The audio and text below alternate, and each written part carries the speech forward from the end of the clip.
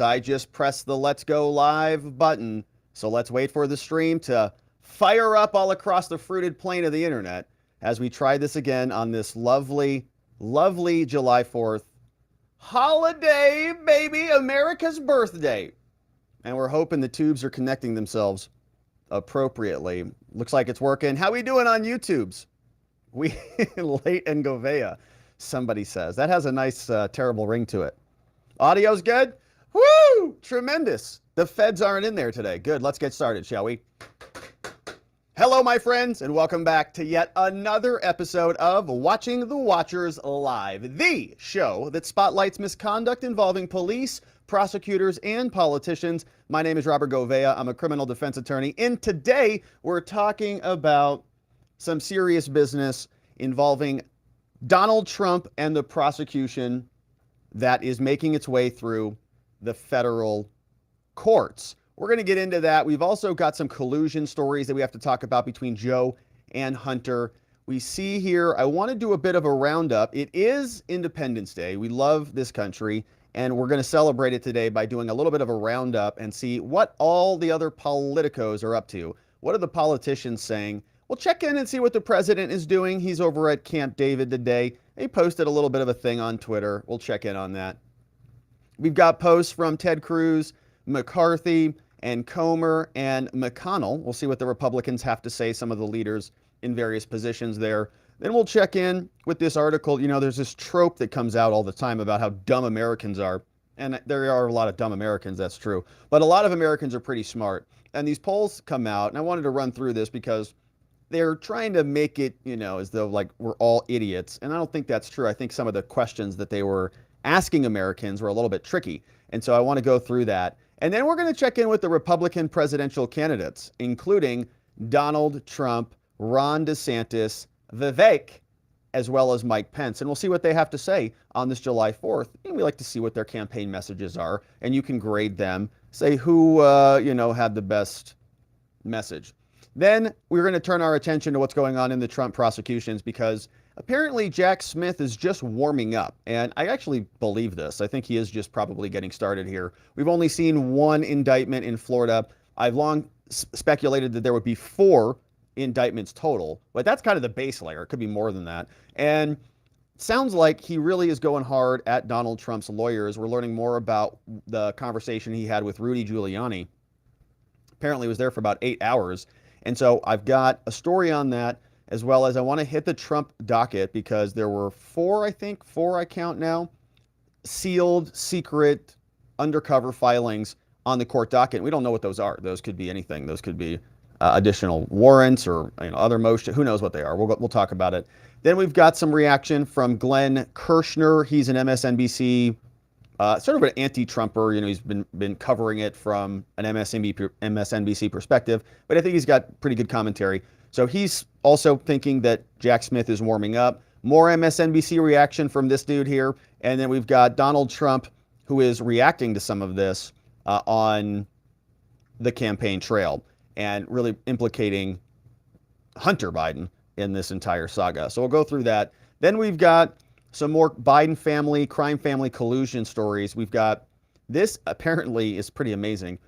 Hunter was getting carbon copy. He was getting CC'd on emails that were coming out of Joe Biden's vice presidential office, which is kind of a shock because Hunter wasn't elected. He wasn't involved in any of that. And it wasn't just regular emails like, hey, come to this dinner with your father as a guest. It was like meeting with the Ukrainian oligarchs to do deals with Burisma. And we know the Biden family is all intertwined with that. We've got other comments from Miranda Devine and John Ratcliffe, the former DNI, literally calling the Biden crime family organized crime, which I think is a nice framing on it. Then I want to share this story with you. You know this guy, David Hines, a U.S. attorney who is one of the prosecutors on Hunter's case. Apparently, we're learning more about a very curious relationship he's got. He used to work for this guy, Louis Freeh, former director of the FBI for about 8 years, 1993 to 2001. And his boss, he was the boss to this guy. All right. So FBI director, subordinate. This guy leaves the FBI. He's now at the US DOJ. This guy Louis Freeh, had a nice relationship with the Biden family because he donated at least 100 grand over for some cause in furtherance of future business operations. And so we'll talk about it. So the point is, we've got this little bit of a curious little circle going on. We've got former boss, subordinate. This guy's literally executing the plea deal for Hunter, and everybody's got arm's length distance from the whole thing. So we'll go through that. Then we'll talk about the IRS whistleblower. Yesterday on the show, we spent some time talking about Hunter's lawyers' threats, basically to him and to Congress. That letter came from Abe Lowell, I believe was his name, over from Winston and Strawn on behalf of Hunter. So we'll parse out that one particular paragraph that I thought was kind of the biggest threat that we spent some time on yesterday. And then Shapley's lawyers respond. So we'll go through that. James Comer is now also talking about Hunter Biden being the fall guy for the Biden crime family. And so you can see we've got a lot to attend to, my friends. And it's a beautiful, beautiful July 4th holiday. Hopefully you're getting ready to load up. If you're not already right in the middle of it, if you are, good for you. Continue on, my friend. But hopefully you're getting ready to spend some time with your friends and your family and celebrate this incredible country that we have, because it is incredible. And I know, we're critical here about a lot of the operations of it, but that's because we love it. We care. We want it to be what we know America can be.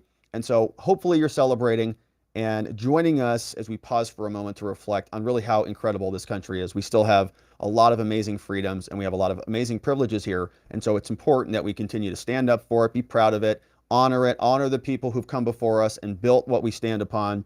And so thanks for being here and joining us as we do that today.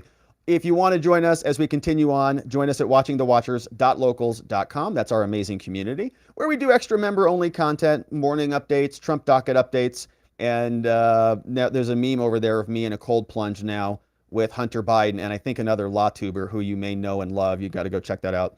But we're all in a cold plunge together. It's an interesting one. So go check that out. And don't forget to join our private Telegram group just for our members, whether you join on YouTube or join on Locals. Thanks for joining us and supporting the work that we do.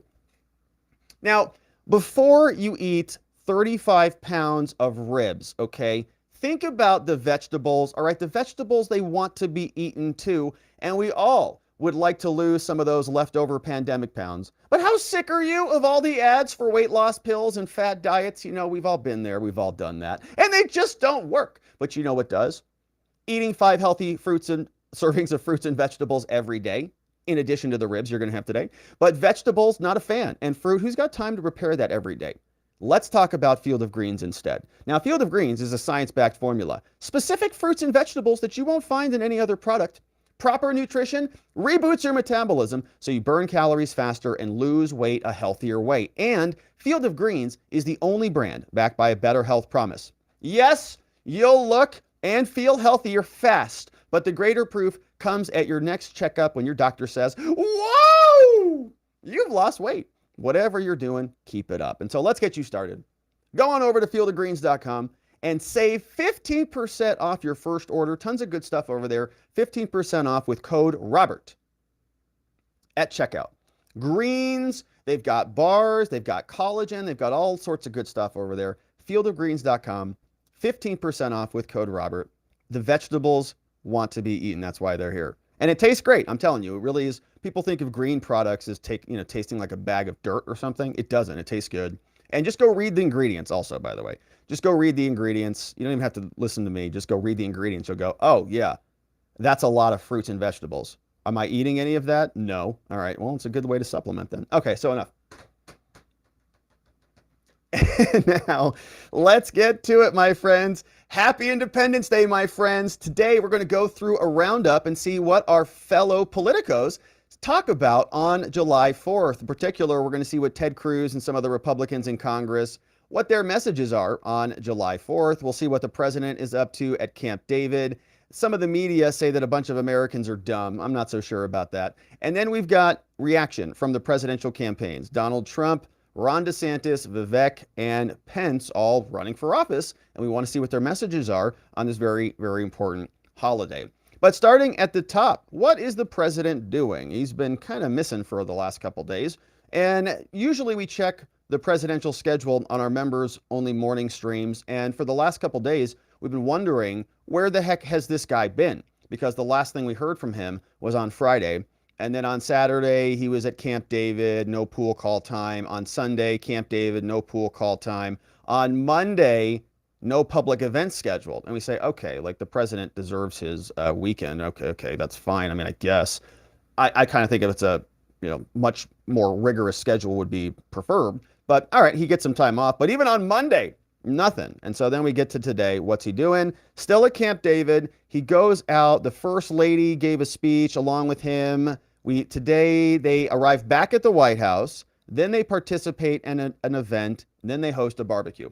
So that'll be later today. And we'll see if anything good comes from that. Now, they did post something on Twitter. This was their reaction to the actual holiday from the White House. Do we have a message? Oh, look, we just got a message. Here is their message. There was no video previously. There was only a post. So happy 4th of July, America was what they posted. Kind of, okay, whatever. And then they posted a video. And this just dropped 27 minutes ago when I was fiddling around with the problematic tubes. Here is what the White House had to say. America's always becoming, always on the move, always a work in progress.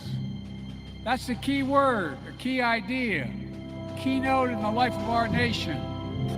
Progress, forward motion, the creation of possibilities, the fulfillment of promises. That's the American story.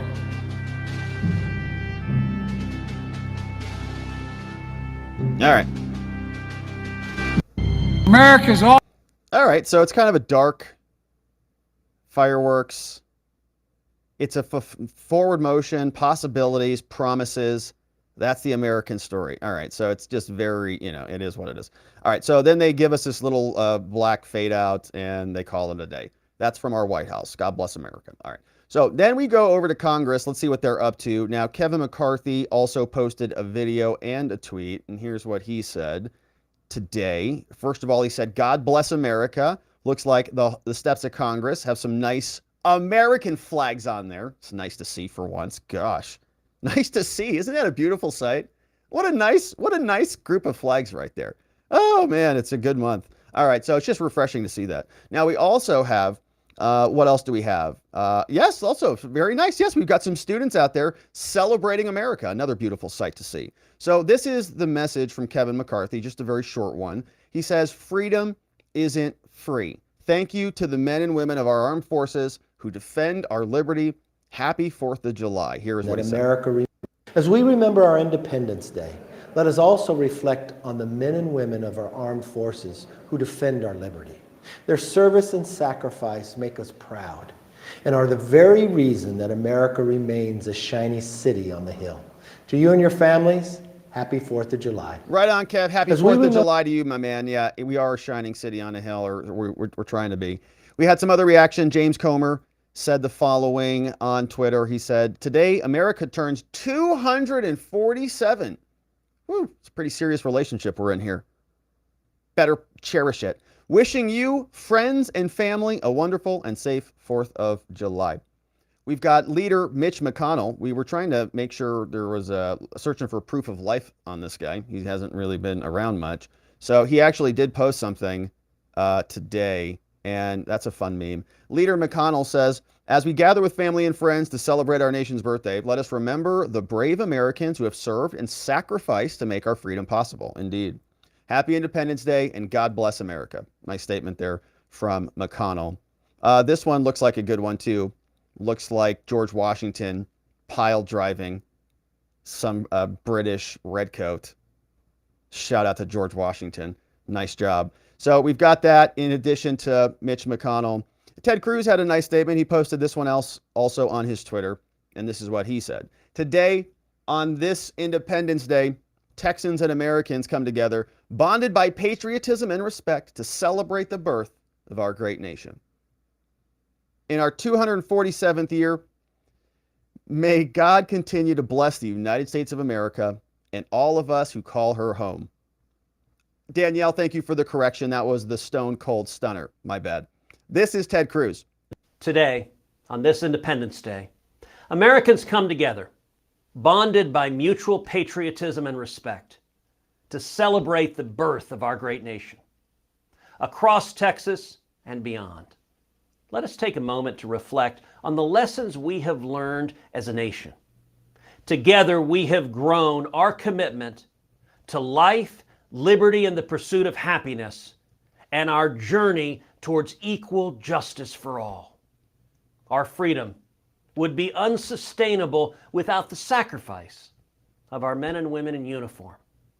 Their bravery enables the United States to remain a beacon of hope and of freedom all across the world. In our 247th year, may God continue to bless the United States of America and all of us who call her home. Today, all right, so Ted Cruz, another nice drop. And so everybody's paying their tributes today. You know, it'd be nice if that translated into action in Congress. All right, so anyways, they're all, posting their stories. Now, there is always, it feels like every year, there's one of these stories that Americans are just big, dumb idiots. And this one came out from The Sun. They said, Americans are just realizing now the true meaning of independence. Only 59% know the real history of the 4th of July. And I thought, wow, that's really? Like, it's kind of ingrained in here, like the Constitution and the 4th of July and the Declaration, like all, these are, all right, well, let's see. They say 2 out of 3 Americans don't know the true meaning of Independence Day. And I thought, that's a big number. Well, for real? It's in the name. Now, I know we've seen all those polls and stuff, but they say, okay, one poll survey that tested the patriotic knowledge of 1,000 respondents, 99% of whom are citizens, detailed the following. When asked what the 4th of July is meant to officially commemorate, only 59% gave the correct answer: the signing of the Declaration of Independence. So, I think I read that wrong. 2 out of 3 Americans don't know the true meaning of Independence Day. 2 out of 3 don't know. Only 59% gave the correct answer. So that's like 60%, right? That's almost 2/3. Am I nuts? The signing of the Declaration of Independence gave the correct answer. Okay, 59%. Although 41% got the question wrong, 22% came close. They picked the next best answer, which is a pretty good answer: the establishment of the United States as an independent nation. Right? It's close. It's not as good of an answer, but it's not an entirely different answer. I mean, it still says independence, and it's really declaring that we're independent. So I think maybe this answer would be a better question for maybe the Constitution when that was ratified, because that's kind of, all of these colonies agree to become a nation. So that's probably a constitutional answer. But still, it's pretty good. So if you take this 59 plus the 22, it's a pretty good number. And then they ask this other, so anyways, and I don't even know, I'm terrible at math, so I'm trying to do this on the fly, so forgive me if I'm totally wrong on this. But only 59% gave the correct answer. So that's 59 out of 100 were right. And this says 2/3 don't know the true meaning.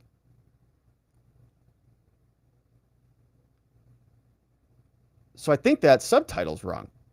Okay, anyways. So, yeah, it's weird. It's a weird thing. I think they just like to say Americans are idiots. Now, similarly, only 45% correctly answered the year the very first organized celebration of independence took place, which is a tough question. When was the first celebration of the Declaration of Independence? They say 1777, official, a year after it was originally signed in 1776. And I could see getting that wrong. I wouldn't know that, I wouldn't bet my life on that. Maybe I'd guessed 1777, but I would also say they probably went out and had a pretty nice celebration in 1776 too, I would guess. Maybe it wasn't the first official organized one, but you get the point, right? It's just a weird article, and it's actually not that bad. A whopping 82% correctly answered that the commander-in-chief of the military is the president. A similar percentage identified the Star-Spangled Banner. But only 65% knew that there are 9 members of the Supreme Court, which is a good number, honestly. I actually think this is quite impressive. These numbers are good. I would expect a lower percentage of the population to know that there are 9 justices, because that's kind of an abstract thing. I wonder if they asked them how many House representatives as well. That's a tough question, right? Another 40% didn't know that the right to bear arms, which is disappointing, is in the Second Amendment rather than the First, and 11% mistakenly believed that free speech was not a part of the First Amendment at all. All right, so need to identify those people and relocate them. They can go live in Canada or something. All right, so anyways, you get the point. Kind of a weird article, and they are, I think, off a little bit. I actually think the numbers are quite good. A lot of Americans know what this day is about. And so shout out to our brothers and sisters, our fellow Americans out there, for recognizing the importance of this day. Now, we're also checking in with some of the Republican presidential candidates who are running for office to see what their takes are on July 4th. Mike Pence is running still, I believe. And he's got a pinned tweet from June 7th. And then today, he said he met with some patriotic Americans out at a parade. And he says he's retweeting some people. And this is his message. He says, "Happy Independence Day, America. Karen Pence and I wish you the joyful day of celebrating freedom in this one nation under God with your family and friends." Some nice pictures here. Beautiful American flag, Mount Rushmore. Beautiful. All right, so that's his message. Now we've got some others. Vivek is in the house, and he's got some things to say about this. He says, "We're the explorers. We're the pioneers, the unafraid. In God we trust, and in government we distrust. That's what makes America great. That's what makes America itself." Happy 4th of July. Take, Rachel. Our diversity is not our strength. Our strength, Rachel, is what unites us across that diversity. E pluribus unum, the values that unite us. That's what we've forgotten. I think there are some basic steps we can take, Rachel, to revive national pride, especially in that next generation of Americans. As the first millennial ever to run for the GOP nomination, I think that's my responsibility. One of the things that I think we should require is that every high school senior who graduates from high school should be required to pass the same civics test required of every immigrant who becomes a naturalized citizen in this country. Young people don't value a country they just inherit. They value a country they have a stake in knowing something about. Those are examples, Rachel. It's not a Republican idea or a Democrat idea. We're going to have to think outside the standard partisan and identitarian boxes to ask ourselves how our kids' generation will once again be proud of the greatest country known to mankind. That's the United States of America. A shared country, shared values, creating a social fabric where our society is intertwined because we believe in similar things. We used to agree upon that list, more or less in the Constitution, with disagreements about this, that, or the other thing. But now this is being watered down to the point where largely the country is unrecognizable. You think that we could get the politicians in Washington to agree to a test when they can't even agree on the definition of a woman? I'm not sure about that one. But you see what that leads to. If you don't have a shared, cultural base or values base where everybody can at least attach to freedom of speech and value that. It's valuable for all of us. That's why we'll all defend it. If you can't come to that uniformity, then we now have a real big problem. And so Vivek's idea, I think, is not a bad one, but the idea that that would ever get done in this country where pronouns are still being debated is a different story. Now, DeSantis also posted something. We'll listen to him. He says, "We are blessed to have a country founded on principles of freedom, and it is our duty to preserve and defend the sacred fire of liberty as these principles are constantly under attack." It's true. "We do not run from this responsibility. We welcome it. We will hold the line, keep the faith, and never, ever back down." Florida has led the way in preserving what the father of our country called the sacred fire of liberty. It is the fire that burned in Independence Hall when 56 men pledged their lives, their fortunes, and their sacred honor to establish a new nation conceived in liberty. It's the fire that burned at a cemetery in Gettysburg when the nation's first Republican president pledged to this nation a new birth of freedom.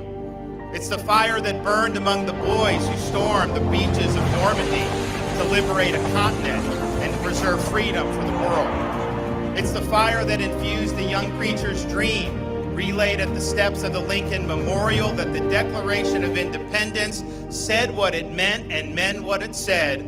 All men are created equal. It is the fire that led a resolute president to stand in Berlin and declare, tear down this wall, staring down the communists and winning the Cold War. It is our responsibility to carry this torch. We do not run from this responsibility. We welcome it.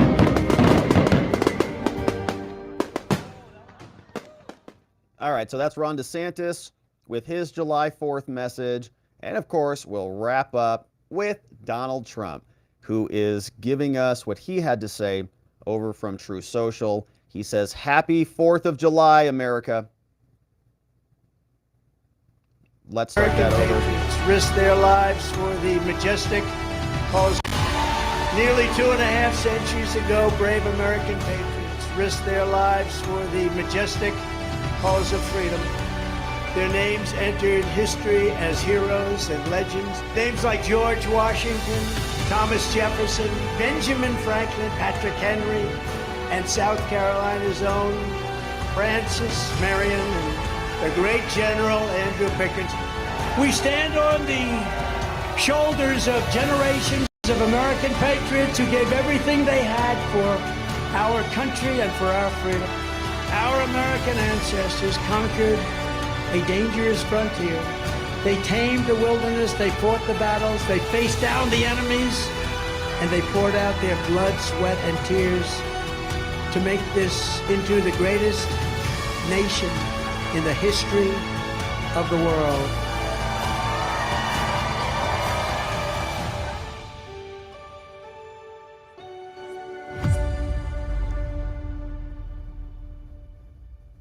Not bad there. So Trump, clearly the winner in the July 4th media post. Actually inspirational, actually showing a lot of Americans cheering with a nice inspirational message behind it and good music and light colors. His messages are just better than the rest of theirs. So that is what we have. Happy Independence Day, my friends. I do hope you're celebrating. We do have a beautiful country. We do have to fight for it. We'll continue to do it here, and I appreciate you joining us as we do. All right, my friends. Now, let's turn our attention over to some other business on the day, because we've got business to attend to.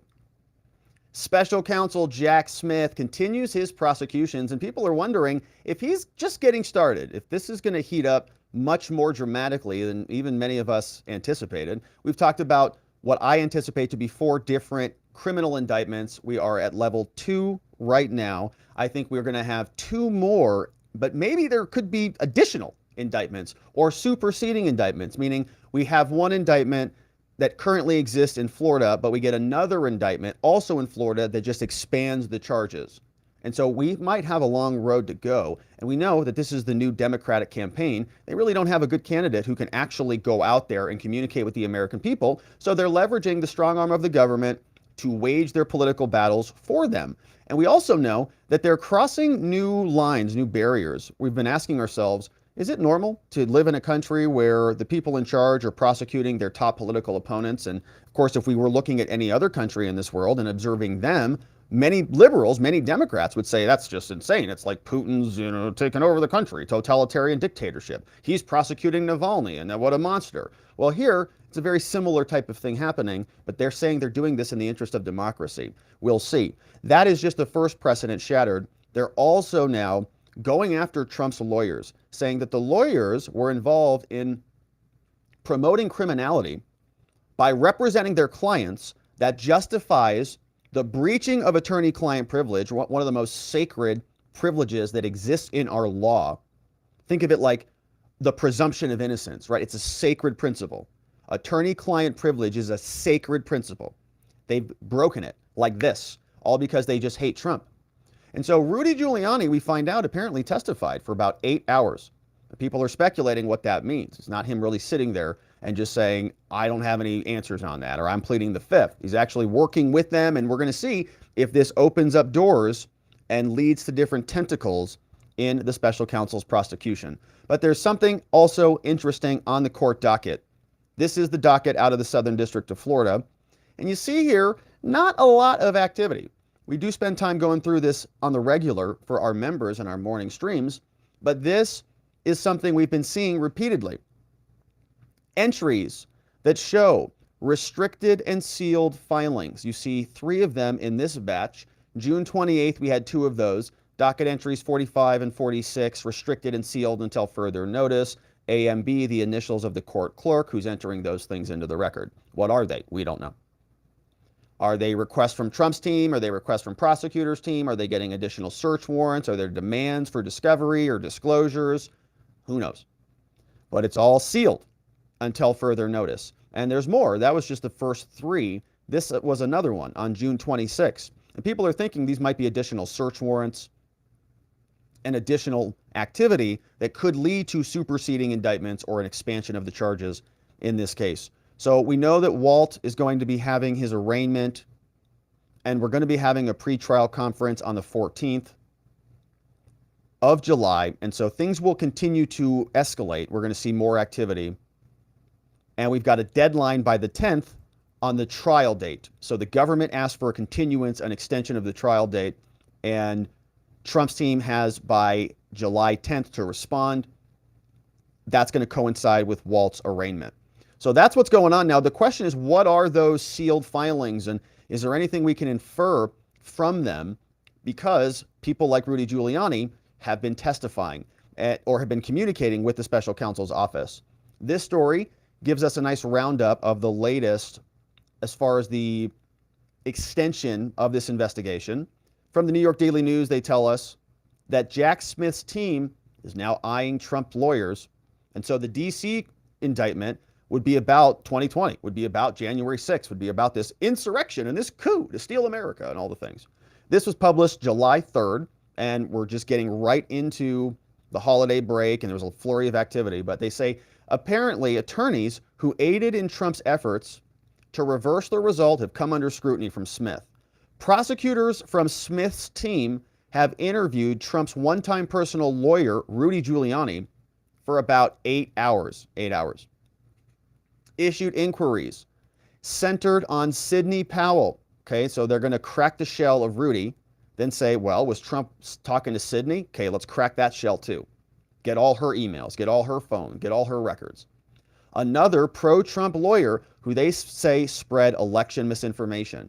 And they also questioned Brad Raffensperger, the Georgia Secretary of State, about Giuliani, right? So now they're cross-referencing whatever Giuliani told them with whatever Raffensperger told them. They're saying, well, Giuliani, you lied about those texts, and you're going to be lying to us, and so that's lying to a federal officer. Now you're going to be charged with a crime unless you cooperate with us. You see how this works?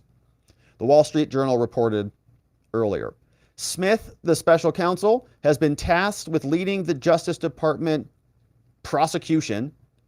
Last year, a federal judge in California said that Trump's effort to reverse the election likely amounted to a crime. Raffensperger said that Trump urged him to, quote, find the votes. Trump said that that was a perfect call. And Smith's team also met with Raffensperger, right? So I can see what they're doing. They've got Giuliani, they've got Sidney, they've got Raffensperger. If any one of them is lying, they're going to say, you're lying to us and we'll charge you with the crime unless you work with us. So Giuliani walks in there, he testifies for 8 hours. A spokesman for Raffensperger, Robert Sinners, said he couldn't confirm the details about the interview. Sidney Powell did not return comment. Giuliani spoke with Team Smith under what is known as a proffer agreement, according to the Wall Street Journal. Those agreements, also called Queen for a Day deals, allow witnesses to provide information to prosecutors in exchange for some level of immunity. A spokesman for Giuliani named Ted Goodman said the appearance was entirely voluntary and conducted in a professional manner. Look, and that could be true, okay? Like it could be voluntary and Rudy they could have done literally nothing wrong. and they'll still be charged with crimes, right? Because this is just what the DOJ does. They find crimes or they create them, and we've covered many of those here. Norman Eisen, a Brookings Institution fellow who worked as special counsel for House Judiciary, said defense attorneys typically don't allow their clients to talk unless they are getting immunity. The interviews by Smith's team with key figures push to reverse the election, and they say all signs are he's getting to the end. That this was a coup, and so lawyers should be the focus, right? They're going after Trump's attorneys, one after the other. And if Giuliani is talking for 8 hours, it might be because he's got some immunity and he's just cooperating now. And they'll just latch onto it, right? And they'll manipulate evidence. They'll fake evidence. They'll include in an indictment a statement that was made literally outside of the jurisdiction for documents which at the time of the filing of the indictment, apparently they don't even have possession of. Okay, so that indictment included the audio recording that we heard, Trump waving the documents around. They don't have the document, all right? And they don't have the document in Florida, which is where the case was filed. It was in New Jersey. So they literally will just make stuff up and just shove it in the indictment to make it look worse. They create it out of thin air. They put pictures of boxes all over the place. And they don't even corroborate for us that every one of those boxes in there had a classified document in there that was in violation of the law. Many of those boxes could have been perfectly legal and legitimate, but they wanted it to make it look bad because this is a political prosecution, persecution. It's a waged campaign of a political narrative warfare going on during the middle of an election. And the question is Jack Smith just getting started? A lot of people say yes, and I tend to agree. This is Glen Kirshner. He's over on MSNBC. Here's what he says. The New York Times is reporting that subpoenas are still going out in Jack Smith's documents case. Subpoenas from the Miami grand jury, the grand jury that indicted Donald Trump. What do you make of this? They're still investigating and we'll probably see a superseding indictment. So those 38 charges or whatever will be more. What I make of this is that Jack Smith is just getting warmed up. It seems like he is intent on investigating all of the potential crimes of not only Donald Trump, but anybody else down at Mar-a-Lago, anybody else in Florida who may have been involved in assisting, facilitating, or who may be covering up, who may be an accessory after the fact to Donald Trump's crimes. And in the big investigations, Jonathan, it's pretty usual that we will ask the grand jury to vote out one indictment with perhaps one or two defendants and a limited number of charges. But we will continue to investigate in the grand jury any other crimes about which we have information, and then ask the grand jury to return a subsequent or what we call a superseding indictment. And that can add either additional charges against the defendants who are already charged, or it can add additional defendants. It can also broaden the conspiracy to bring more co-conspirators in. So it feels like Jack Smith still has a good bit of investigating to go. Mm-hmm. Yeah, this is, I think, a big trap as well, because what happens is they charge him, Trump responds to the charges, and then there's a flurry of activity. Trump, they know, is a little bit, of a bull in a china shop. He's a little bit of a loose cannon sometimes. He gets out there, he says things, and then stuff happens. Like, for example, he said stuff after the E. Jean Carroll case that they used against him after the fact. They're filing additional claims and saying, hey, we should have more money and more damages and all the stuff. Or working on something like that. I haven't checked the update on that. But the point is right there, there's an attack. Trump responds to the attack, and that gives them more ammunition to attack him again. So they're just almost, baiting him. So then if Trump comes out and says a statement when he's speaking with CNN or Caitlin Collins about the indictment, they say, oh, does that give us something to latch onto that we can broaden the conspiracy charge? Does this identify a different defendant? Is Trump articulating what his defense is going to be? And does that open any doors for us that we can literally point to that statement? So they're just setting him up to trip and trip and trip. And so Trump's lawyers are responding to this and fighting back differently. Now, Trump is, I think, playing offense. I really think that his best strategy on this political onslaught, this prosecutorial onslaught, this weaponized persecution of him by winning the presidency. I mean, I think that is his best, if not only, defense on this. So he is going to go into attack mode, and we'll come and follow up on that. But first, a little bit more MSNBC reaction, because this is what they had to say about this. A long segment on this, but they brought out a U.S. attorney who is this woman. Her name is Sarah Krisoff, and she used to work at the Southern District of New York, which is a district that we spend a lot of time in. I mean, we're there all the time. In fact, the E. Jean Carroll Trump case was out of this court. And so this is also the jurisdiction, I believe, in which the Manhattan prosecution has been removed to. So Trump has 4 prosecutions. I expect to come. The first one that is here, which is out of Manhattan, that one is being removed, or argued to be removed, from the Manhattan State Court up into the federal court, which is the U.S. Attorney's Office for the Southern District of New York, which is where this woman is from. Here they are talking about the Trump prosecution and what Jack Smith is up to. Protected. So the fact that they're choosing to interview these lawyers, they're seizing devices from lawyers, they're searching emails from lawyers, everything. that tells me they have a real strong basis to sort of breach that privilege between the lawyers and any client. I don't believe that for a second. I mean, they think that, the judges think that. They think that attorney-client privilege, if it involves Trump, everything he does is a crime, they think. And him even talking to his lawyers and asking questions is in furtherance of a crime, which are just basic questions. It's like, what if we don't have that? What if I do this? What if I do this? He's not orchestrating a criminal charge. He's asking questions. And we read the transcript about that. Literally, it's like if every single person charged with a drug crime asked their lawyer the question, what if I said it wasn't mine? What if I said that it wasn't, I didn't know it was under the seat. I didn't know it was there. What if I said that? They asked that question to their lawyer. The judges out of D.C. and the U.S. attorneys would consider that to be like conspiracy of committing a crime or something, like conspiracy to obstruct a federal investigation. You're allowed to ask that question. That's part of the adversarial process. And we protect that, or we used to, until they decided it wasn't that important anymore because they hated Trump so much. So they are going to go through everybody's phone and cell phone records, and we know that they can just create charges out of anything. Show me the man, I'll show you the crime, because they can just create it. And if they find obstruction or process crimes or anything, right, we know that that's what they will hang their hats on. So they extracted all of this privilege protection out of the case. They're going after Giuliani, Powell. Who knows where it goes? What does it tell you? Oh, well, first of all, we're back into the MAGA means making attorneys get attorneys kind of situation, right? Which is always fun. But what they're going for here is Trump's main defense. Because what he's going to say to the fake elector plot is that, look, it wasn't me. I was following the advice of my attorneys, right?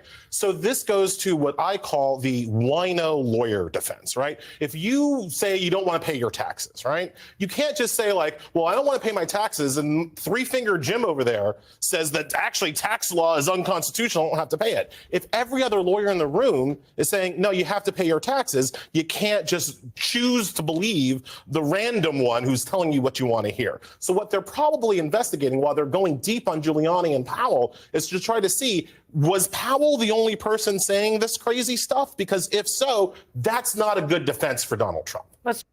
Okay, so substituting lawyers' judgments for one another. So the U.S. attorney is going to say, well, that defense attorney's strategy is legal, and that defense attorney's strategy is illegal. You see where that could be a problem for the entire justice system? A little bit, because then the U.S. attorneys, who are the people prosecuting this, can just unilaterally decide what's on limit or off limits. And so my take on this has always been, whether you agree with Trump's decisions or not, whether you agree with the prudence or not, whether you agree with the lawyers' strategies or the alternative slate of electors clause or any of that stuff on a policy level, in our country, we exist in an adversarial system where we're allowed to make the arguments and bring those claims and have them tried in a court of law and have them tried in Congress. You're allowed to make those arguments in Congress, which is almost like the people's court. And Trump did that. Trump made his proffer. He made his argument to Mike Pence. Mike Pence went in there and made his decision and interpreted it a way, which, by the way, we actually agreed with. I don't think that Mike Pence had the authority to just do what some were claiming he had the authority to do. And we read through the rules. And we read through the Congressional Research Service and the Constitution and all the things. But there was an argument for it.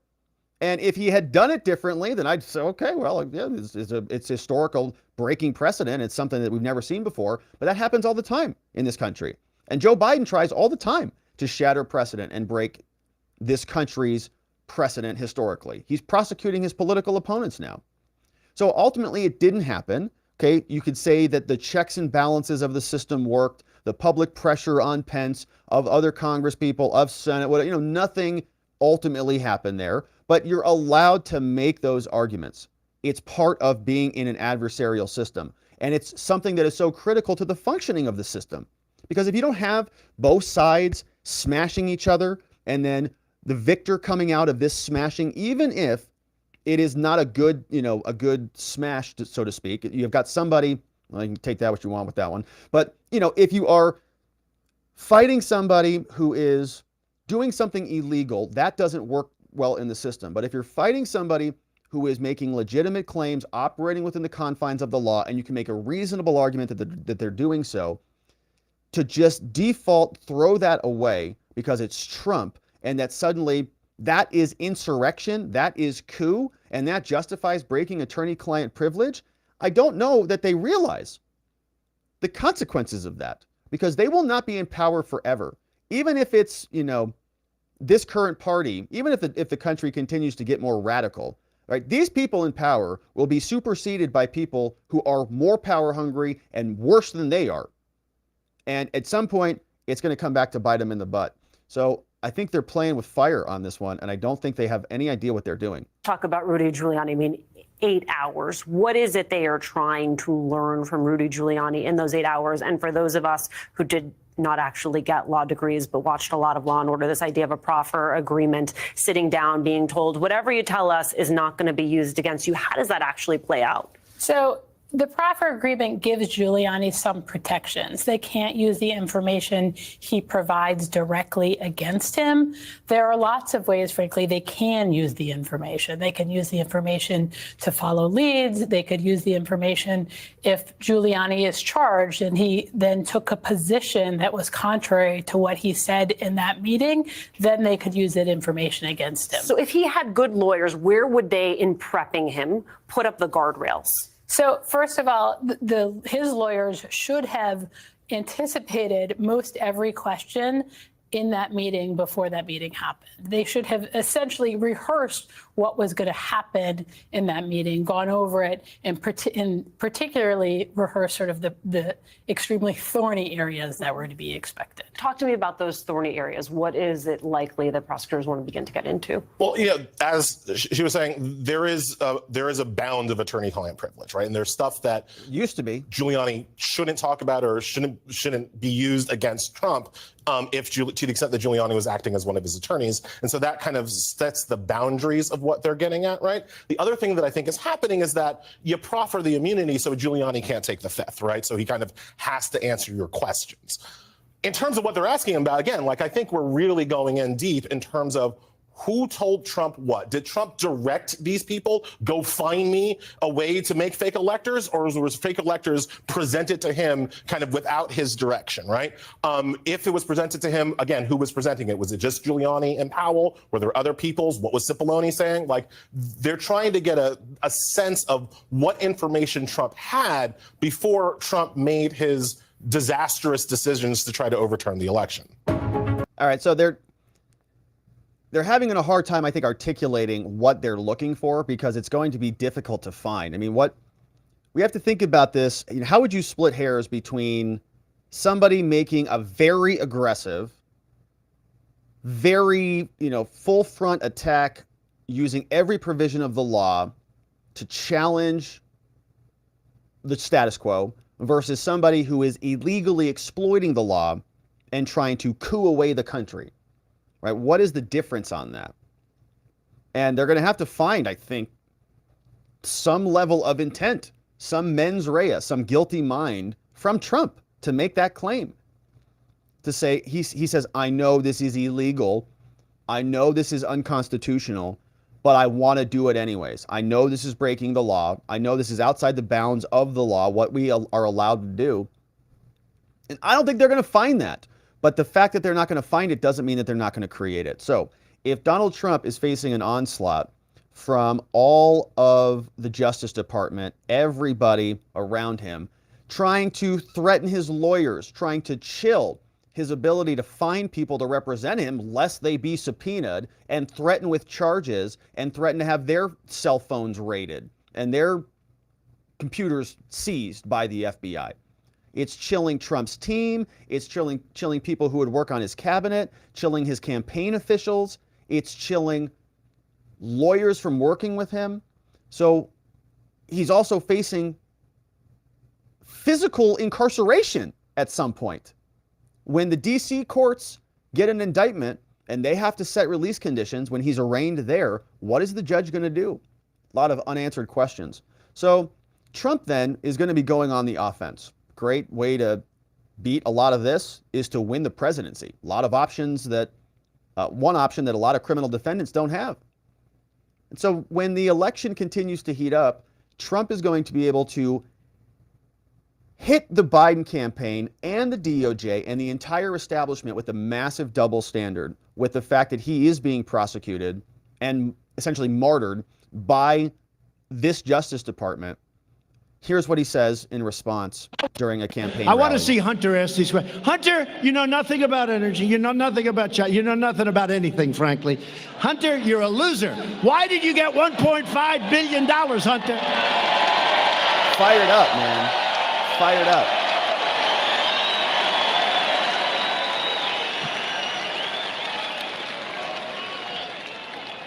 And your father was never considered smart. He was never considered a good senator. Plagiarist. He was only a good vice president because he understood how to kiss Barack Obama's ass.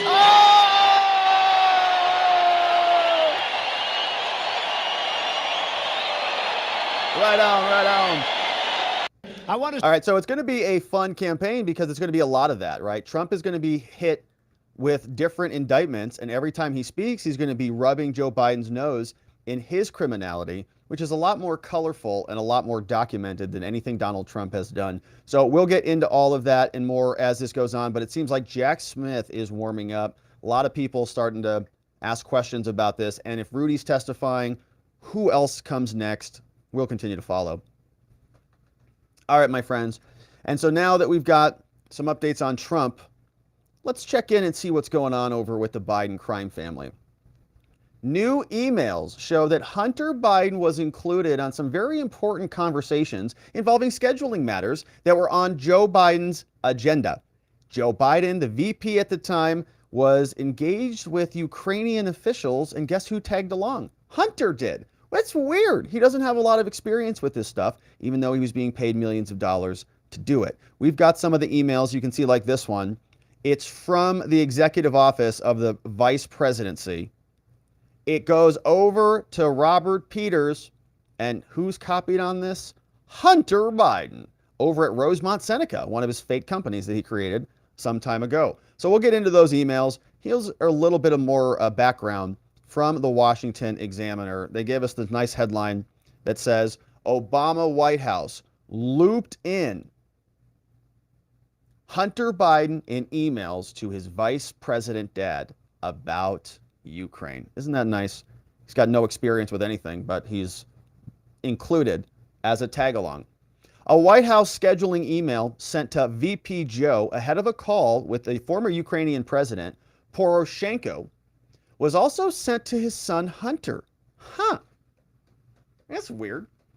Joe Biden is meeting with the president of Ukraine, and Hunter gets an invite to that? He was serving on the board of a Ukrainian energy company, and the firm was looking to escape a corruption probe. In the call, the elder Mr. Biden urged Mr. Poroshenko to continue reforming Ukraine's prosecutor's general office. So a lot of people say, well, all of this stuff, this Hunter Biden, laptop stuff has nothing to do with Joe. No, it's totally unrelated. He's just a crackhead, all right? And the president had no idea he was doing any of this stuff. Yeah, not true. All right, they were including him on it even when he was vice president. It's unclear whether Hunter was involved in the call outside of getting an email alert about it. What do you think? You think Hunter was involved in that call? I would imagine yes. He's getting $1 million a year for that. The timing of the call, however, coincides with Hunter's $1 million a year job on the board of Burisma. They hired him to avoid the prosecution in Ukraine. So he gets his daddy on the phone to make the call. The White House scheduling email was sent on May 26, 2016, from Biden's assistant, John Flynn. It was disclosed by the National Archives after a FOIA request came out. Gave it to the Washington Times. The scheduling email from Mr. Flynn provided both Mr. Biden and Hunter with the details for the call. Here's the thing. It says, boss, 8:45. Well, we'll read through it. Here is the actual emails and what they look like. Coming over from Jeff Carlson. He is at the market's work and a good follow. He says, it turns out there's another scheduling email that was sent on June 14th as well. This one details official face-to-face meeting between Joe Biden and the Ukrainian Prime Minister Vladimir Groisman as well. So here's another one. Guess who's copied on this one as well? He's asking the question, how many times was Hunter involved and why? This one goes to Robert L. Peters from John Flynn, Executive Office of the Presidency, Office of the Vice President. There's his email address. June 2016. Biden still in office. Copied, Hunter Biden, Rosemont Seneca, the Wednesday schedule card attached as a document. Sir, here's your card for tomorrow. See you in the morning. Respectfully, John. Here's what the card looks like. 1:30 p.m. prep for the meeting with Prime Minister Groisman of Ukraine. That happens in your office at 6:20. Joe had a busier schedule back then when he was more alive. Then proceed to this office, then have a Prime Minister meeting in the ceremonial office. So you meet for a prep, or you prep in your office at 6:20, then you go meet him at 7. Proceed to the West Wing with him at 7. 7:15, back in your office on a one-on-one meeting from 7:15 to 7:30, presumably Eastern time.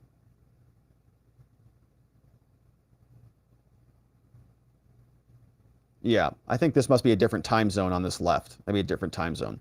So, interesting. So Hunter got included on that. Now, I don't know what he would be there for. Anybody have any idea? This was another one. Hans Monkey, another great follow. He's over on Twitter at Hans Monkey. He says, the next time that Press Secretary Karine drones on about Hunter being a private citizen, perhaps someone in the room can ask her why the private citizen Hunter was involved with a May 2016 phone call between Hunter and the president of Ukraine about the prosecutor in Kyiv. The same prosecutor that was investigating Burisma that Hunter was on the board of, getting $1 million a year, $83,000 a month. Like that. 80 grand a month. Boom, boom, boom. Just to make this happen. Thursday, May 26, from the Executive Office of the Vice President, Robert Peters got the email. Guess who else is copied on this one? Hunter Biden. Boss, 8:45 prep time, 9 a.m. phone call with President Poroshenko. Then we're off to Rhode Island for infrastructure event, then Wilmington for University of Delaware commencement. Nate will have your draft remarks delivered later tonight or with your press clips in the morning. Respectfully, John. Hunter Biden got an email on that one. Now, at the time, he is on the board of Burisma. He has a literal direct conflict of interest on this because Poroshenko gets asked about the prosecutor who is investigating Burisma. I mean, the amount of corruption is full on display. It's in the emails. Everybody can piece it together. It's about as obvious as can be. So the question is, what is exactly happening here? And we know Some people say that Hunter Biden is just the bag man for Joe. He's being exploited. He's being taken advantage of. He was a drug addict who was a willing participant in this collusion scheme because it kept him plied with drugs and prostitutes and power. And now he's fallen into a position where his daddy has been protecting him forever and continues to do so as he has ascended in power. This is Miranda Devine. To Miranda, people say, oh, it's just kind of him supporting Hunter is what, makes him a great dad. Wouldn't that have been the case before all of this happened, and that you weren't engaging with deals with China, or allegedly so, with your son, who now argues that he was too high on crack to know what he was doing? Isn't that where a father's love first? That's not an excuse, by the way, all right? Try to tell that to any prosecutor in America. No, I had no idea. I was too drunk. I didn't even recognize there was a poll there. Oh, you were too drunk? Oh, gosh. Well, are you sorry about it? Yeah. Are you going to write a book about it? Yeah. Is your daddy president? Unfortunately, no. Oh, well, then none of this applies to you. You're going to jail. It doesn't work that way. And so they keep saying that, oh, it's a father's love. That's a father's love. You know how many clients I've represented whose fathers I've had to talk to who've told me about their love, and I communicate that to the prosecutor and they just go, a father's love for this? No, they don't care. Prosecutors, as a general matter, all of this crap about father's love and, my addiction and all that stuff, unless, you've got something that really sets you apart, they hear it from almost every attorney and every defendant. So the media uses this stuff as a big excuse for Hunter when it's really not at all. Prosecutors don't look at that in the general case and go, oh, okay, exoneration. And it's a sad state of affairs. I actually wish they would. I wish prosecutors would give us more deviations, because I've had many clients. I've said, this is nuts. This is a one-off event. This person has an entire life of being a law-abiding citizen. They had literally 2 bad minutes of their whole life, 2 bad minutes of the whole life, and something bad happened. Can you give them a break because they're a mother and a teacher and, this and this and the other? Sorry, the law is the law. All the time. Ask any defense attorney and ask prosecutors as well. They'll tell you the same thing. It's called mandatory sentencing. They look at charts and they say, there you go. That's it. So Joe Biden's love for his son and his son's addiction, and he's an artist now painting portraits, and he's really sorry he wrote a book about it. All of that is crap.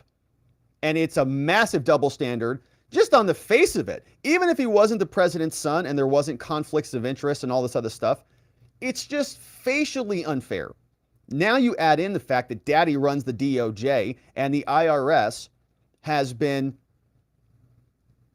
demasculated. They can't even do anything to investigate this properly. Reassigned, whistleblowers calling attention to it. It is a tragedy and a travesty of justice. Comes in, and even supporting your son without having him be in front with the American people. Isn't that where that is supposed to work?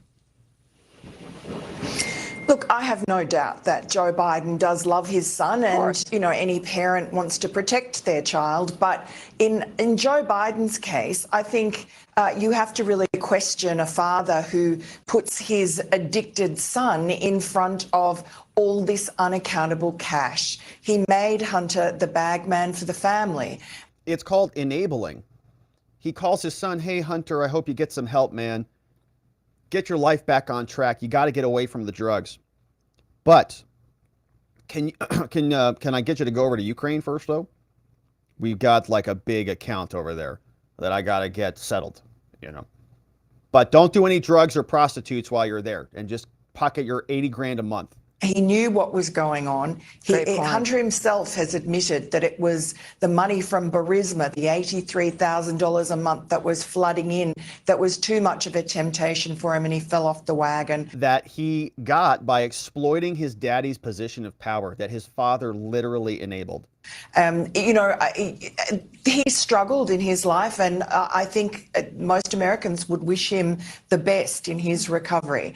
But I think that Joe Biden has really perverted the course of justice when it comes to the FBI, the CIA, and the federal government. Yes, great point. All because of character and the lack thereof. So Miranda, I do want everybody to be sober and healthy and well. I want Hunter to be well and to be a functioning member of society. And if he came out and actually, asked for forgiveness and made amends and they were held accountable for what they have done to exploit their country, well, we could have a conversation about that. But they're not doing that at all. In fact, Hunter feels like he's got more bravado than ever. He's responding to the whistleblower. He's responding to the Congress people, saying that what you've done is hurting me. It's harming me. It's offensive to me. I didn't commit any crimes. Your allegations against me are defamatory, and I'll sue you for that. Right? He's doubling down, saying he's done nothing wrong and everything has been above board, and how dare you for even questioning him.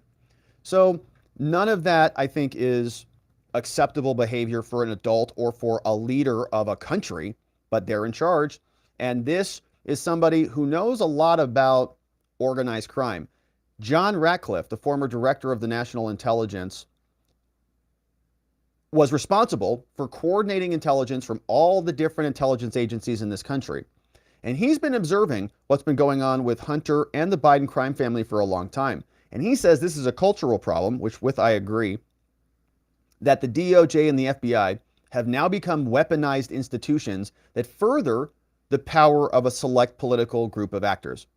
He also says that this type of leverage that the intelligence agencies, specifically the FBI and the DOJ, have over Joe Biden puts him at risks and makes him compromised. Unfortunately, Jason, there's been so much talk about the perception of a two-tiered system of justice. I think we're way past that. It's very clearly a reality, and as these facts play out in front of the American public, I think everyone can see that. Look, it's not just a whistleblower in this case, it's multiple whistleblowers whose testimony is now corroborated by their own documents, as well as the documents that the House Republicans have obtained under the threat of contempt proceedings or even impeachment proceedings against the Attorney General and the FBI Director. And the result of all that shows the facts surrounding this tragic figure of Hunter Biden receiving somewhere between $10 and $40 million, along with the president's brother, daughter-in-law, and grandchildren from entities associated with adversaries like the Chinese Communist Party. And so, everything that the whistleblower and House Republicans are saying absolutely adds up, and everything that you're hearing from the Department of Justice and the FBI doesn't. It's frankly inconsistent with FBI and DOJ practices, U.S. attorney manuals, and I think we're left. At this point, it's no longer a question of whether or not there's corruption. It's who's involved in the corruption. It's not a question of whether or not there's been a fair and impartial administration of justice, but who is involved in obstructing that justice.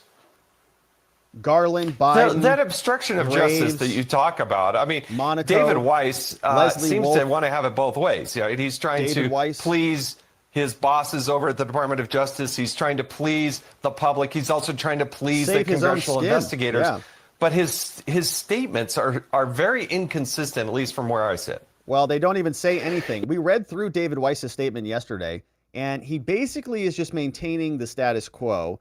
He's not admitting that he had more power or more authority. He's not saying he didn't have more power or authority. He's just saying he hasn't quite gotten there yet, which is a strange thing because we already know that the news is telling us that there's a plea deal that's about to be entered. They've already filed an information. I have that coming up. So are we done or not? It sounds like David Weiss is saying, you can't judge my results yet because we're not done. And we go, okay, well, you have a plea deal that you filed with the courts, so sort of sounds like you're coming done, because oftentimes plea deals are global resolutions that resolve everything. That's why you have a deal, so that you don't have to come back and do it again. Government says, we've been investigating you for so long, here's what we think. You say, I'm not going to, I'll agree to these, but not those, and you work it out. So it sounds like it is close to being done. So his statement, his release that we read through in a previous show, doesn't make any sense at all. It feels like it's out of place. Yeah, they absolutely are. And there's a simple way for him to clear this up. Look, I was a U.S. attorney. We didn't have special powers. If you became a special attorney or had special counsel powers, there would be an order that supported that. So if there is in this case, where is it? Why don't you just produce it? And the fact that he hasn't done that and the attorney general hasn't done that, instead they've offered cryptic statements that are inconsistent with everyone within the Department of Justice and FBI knowing to be the facts. And at the same time, everyone who's familiar with these procedures knows that what the whistleblowers, plural, are saying is absolutely accurate in terms of how this is supposed to proceed. And yet we end up with this circumstance where the president's son has ended up with a deal that perhaps nobody else in the history of the Department of Justice has received when it comes to the type of conduct associated with tax crimes and gun crimes, not to mention the fact that the president's son and his relatives have received, again, staggering sums of money from our adversaries or entities associated with them when there is no business, there is no product that they can identify or any service that they are aware of. And I want to pause on this because we're talking about these very, very basic crimes. And earlier I was talking about things that might mitigate a criminal charge. So let's say you're charged with a DUI or a shoplifting charge or even a tax offense. Let's say it's a first-time tax offense. And you might go and you say, look, this was oversight, okay? It's a first offense. I'm an inexperienced person with this tax system. I thought I was complying. I made a mistake. Give me a better deal. Show me some grace. Show me some leniency. This is often what happens for people who have been charged with a first offense, like a drug charge. You get a diversion deal. All right, you got caught with some of these illegal pills, and we're going to say you've got to go to 6 months, be clean, show up, test your urine positive for 6 months, and we'll dismiss the charges. But if you don't do that, if you don't go through that process, you're going to be convicted of it, and you're going to have a felony on your record. Fair? All right, so if you do the work, it goes away. If you don't do the work, you get convicted. Fair? Most people say, sure, fair. Sounds great. No guilty charge for me. I'll do the work and I'll be fine. And it all goes away. Great. That's if you can get a mitigated result. You can communicate, hey, this person, first offense, they have, they're going to lose their job. They're going to, they're going through a divorce. They're going to have custody problems. They're going to have health problems. Whatever the mitigating factors are, you communicate those. But the prosecutors are supposed to kind of do the opposite of that. This is the adversarial system. They're supposed to go and look at the aggravating factors, the things that make it much worse than the standard case. If everybody starts at zero, you mitigate to get a better result, to lower the penalties. Prosecutors want to aggravate, to increase the penalties. So in Hunter's case, does he have any aggravating factors here?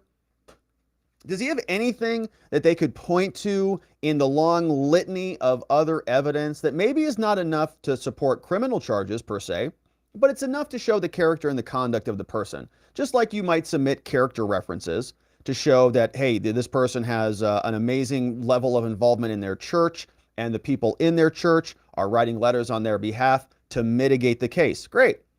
That's mitigation. What about aggravation? Government could take Hunter's entire laptop and show that to the judge and say, this is an aggravating factor. We can't prove any of this here. We're not here to prove any of this.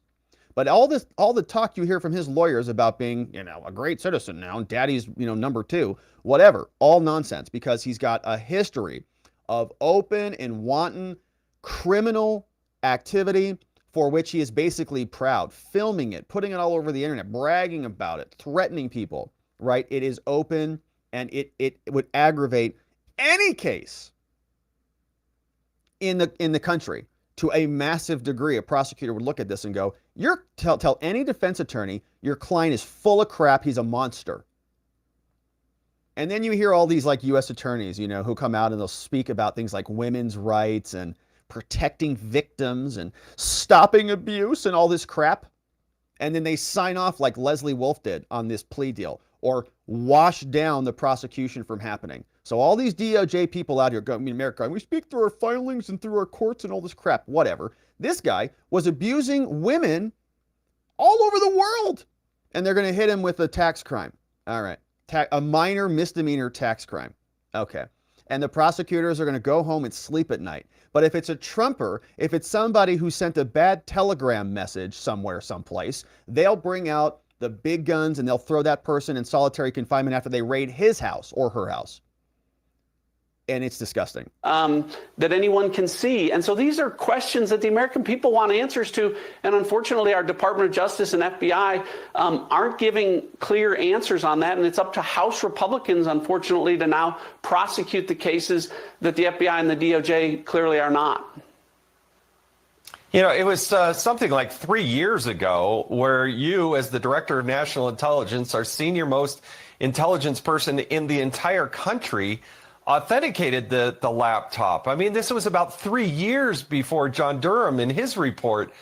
And yet there's still this discussion and lack of intellectual curiosity from the national media about the contents and the evidence that's found on that laptop. It's a cover-up. It's an open cover-up. And that's just one of many circumstances where we've seen this disparity. And in that case, amplifying a lie about Hunter Biden's laptop when it clearly showed, the things that are now coming to light and being verified by whistleblowers, by House Republicans in the efforts that they've moved forward to obtain these documents that we can all see.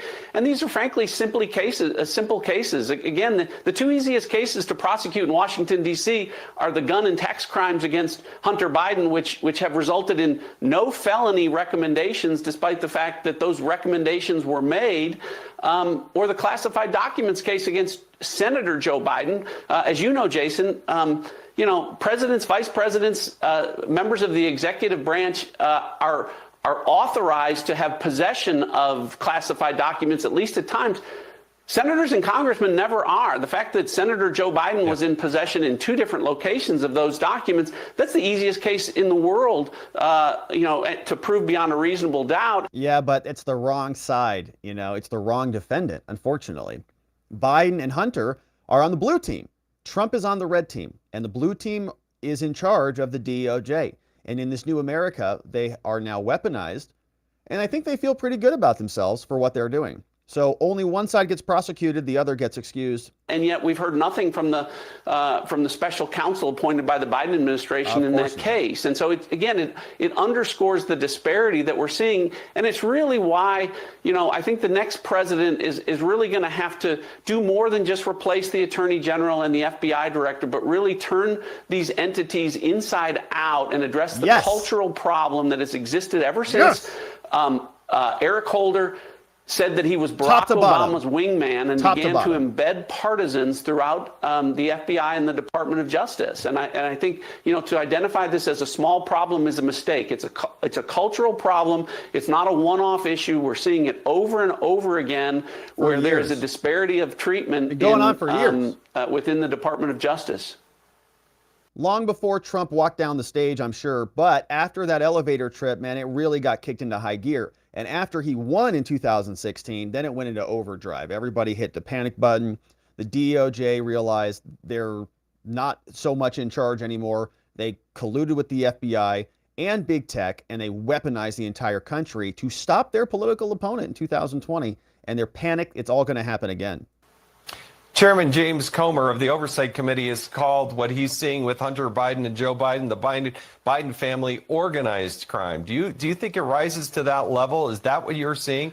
Is that fair for him to suggest that this is organized crime?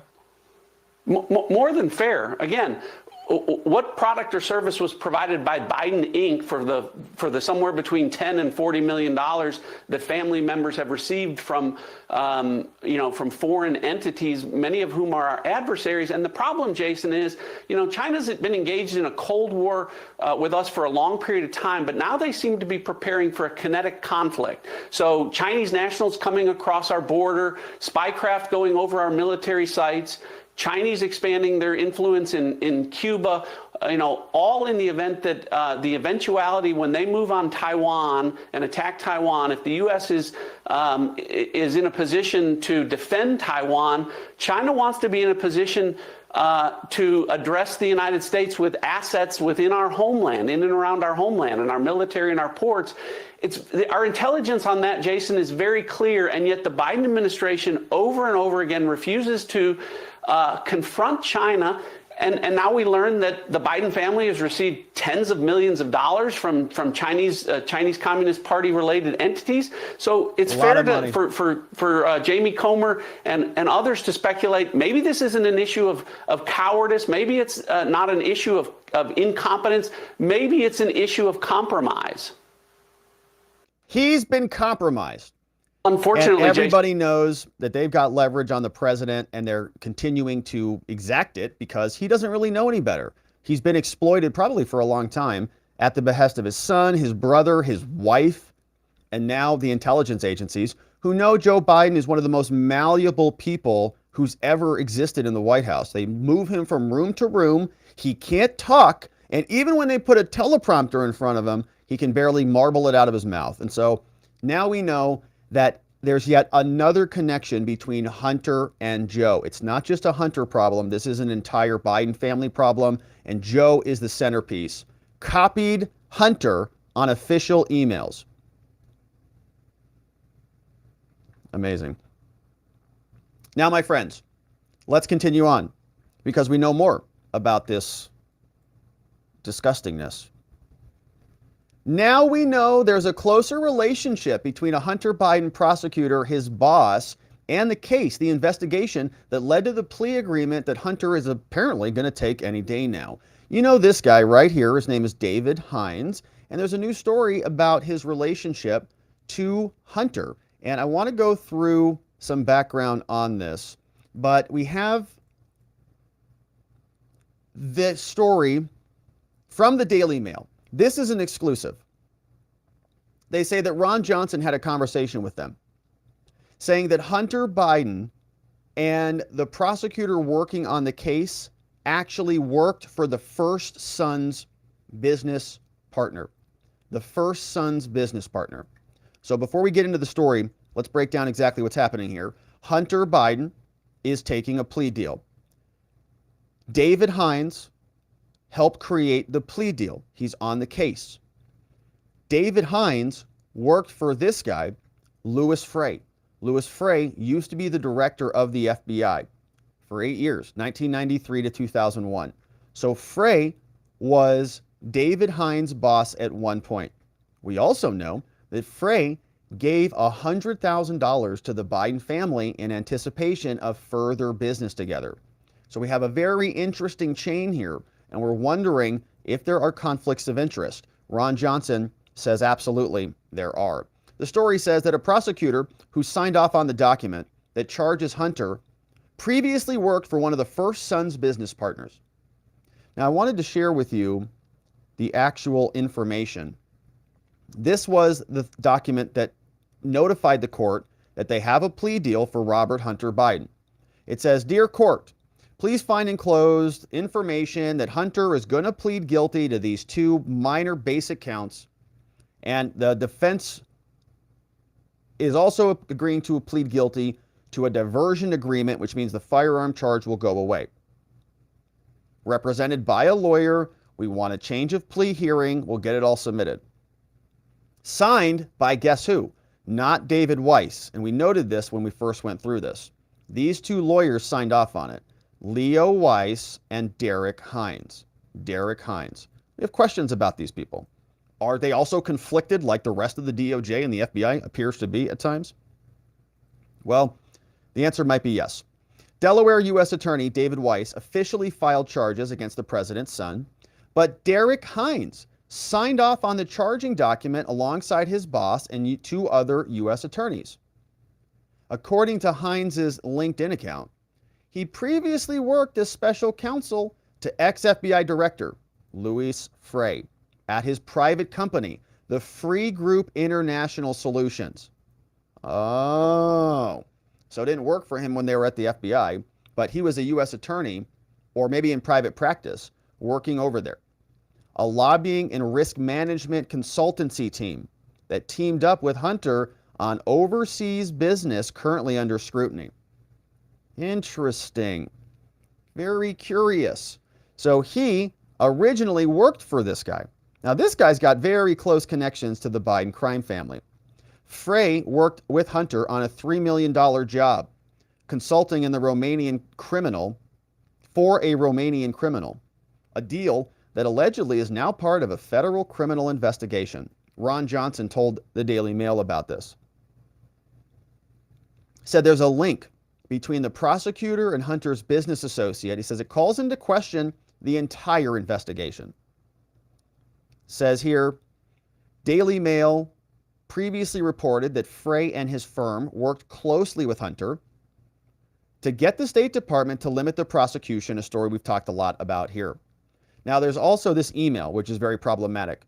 Freeh sent $100,000 to a private trust for Joe's grandchildren. Remember this email? Strange email. Why would the former FBI director, who now works as a private intelligence contractor, send in a nice big fat dono? Here's what that said. Robert Hunter Biden wrote this email in a prior email. He says, "Thank you, Judge. Looks like we may have caught a break with the publication of the ruling, the motivation in Gab's words, on the abuse of office and power." This is from Robert Hunter Biden. You can see his initials down here. According to G, it clearly states that cases fitting the exact description of this would no longer be valid prosecutions as a matter of law. Don't really know what they're talking about. Please keep me informed and give Gab my best. So honored that you agreed to take this on. Thanks again, Hunter. All right. So Hunter is using this guy almost as a consultant, as a lobbyist. And it's about the subject of this email, July 8th, 2016, attorney-client communications and work product, confidential and privileged. So they're trying to keep this all secret. And Louis responds. He says, "Thank you, Hunter. Thank you. Hunter and I would be delighted to do." Thank you, Hunter. And he needs a comma in here, lazy. "Thank you, Hunter. And I would be delighted to do future work with you. I also spoke to Dad a few weeks ago and would like to explore with him some future work options." Is that Daddy Joe? "I believe that working together on these and other legal matters would be of value, fun, and rewarding." Joe's about to leave office, right? He's not running again. Trump's about to come in. So he says, let's keep this business up. The decision, which I will read over the weekend in translation, is very timely indeed. I see G tomorrow and will convey your regards. Have a great weekend. And our love to Mom and Dad. Warm regards, Louis. And there's another email from him that is about the donations. So let me see if I can grab that.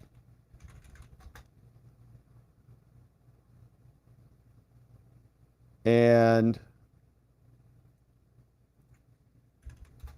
we've covered it previously here before. This looks like a good link from Turley. Here's evidence about that transaction. Another email came out. "Dear Hunter, hope you're doing well. I saw Dad in St. Joe's today at the 9 a.m. today. He said hi walking back from communion. I didn't get a chance to return greetings, so apparently he saw him at church. If you have a cell phone and personal email, I'd like to have his contacts. I'll protect it. I'd like to persuade him to associate with me and FSS. We have some very good and profitable matters and could enhance that with minimal time. Also, Gabriel's court hearing is scheduled in Bucharest, and it's possible he will get a judgment. Please stop by anytime, say hi. I'm in DC regularly." Now, something else happened. This is about Hallie's trust. A Hunter Biden email from Hunter Biden to Louis Freeh. Louis said, "Hey, dear Hunter, good afternoon from Europe. Hope the family had a great Easter. I had a great meeting in Bucharest with the director. Hopefully it's going to have a positive impact on the case." Like they're trying to leverage prosecutors to get this guy off the hook for whatever reason. "As you know," Louis says, "our family foundation made a $100,000 contribution to Hallie's trust last year." $100,000. Wow. Just because? My accountants now advise me that since the grant did not go to a 501c organization, it wasn't a proper gift. So we've been in touch with the IRS. We want to correct the situation. I'm going to make a new gift of $100,000 to her trust. Then your trust is going to reimburse the foundation by paying it back. I can handle this with the lawyers. Don't worry about it. But wanted to let you know before this. Please call me if you have any questions. I'll proceed to contact the lawyers. The IRS has given us a deadline. Sorry for the burden. Best regards to Hallie, Dad, and Mom. Ex-FBI. Just making sure his taxes are good in his illegal payment for whatever that was, right? It actually wasn't illegal, right? He was doing it legally. We don't know what that was for. Certainly looks like a nice little gift, or some might say a bribe, to incentivize some communication. So you see, very curious relationship here. And if David Hines is, an asset, so to speak, of Louis Freeh, with whom he used to work for him at his office, and Louis is given nice donos of $100,000 to Hunter, we have a little bit of a curious relationship here that some people say might be conflicted. Did he disclose that to anybody? No, I'm sure he didn't. So we have reaction from Ron Johnson. Here's what he said in piecing this all together. And this came over from our friends at justthenews.com. This is Senator Ron Johnson speaking from Wisconsin. How do we begin to fix it? Well, you have to first expose it. One thing I don't think we're paying enough attention to is an awful lot of this obstruction occurred under the Trump administration. And trust me, President Trump wanted this information out. I'm sure he would have liked to have seen an honest investigation and prosecution of Hunter Biden. But that just shows you how pervasive and extensive the deep state is. The radical left partisans have infiltrated every institution of this country, including our federal government agencies. And this is just further evidence of that. But as John Durham testified before the House, this dual system of justice cannot continue. This is the true danger to our democracy. When the American public loses all faith in federal law enforcement, in the Department of Justice, in our intelligence agencies, that is very troubling for this country. Yeah, it is. Senator, these whistleblowers have come forward because they identified corruption and wrongdoing. They were not recruited by Republicans in Congress or solicited. They willingly came forward. And I know in past interviews you have mentioned the need for more whistleblowers. I mean, I don't know how many we're up to by now. Shout out to the whistleblowers. Uncovered and revealed so much. Why is it that you need more?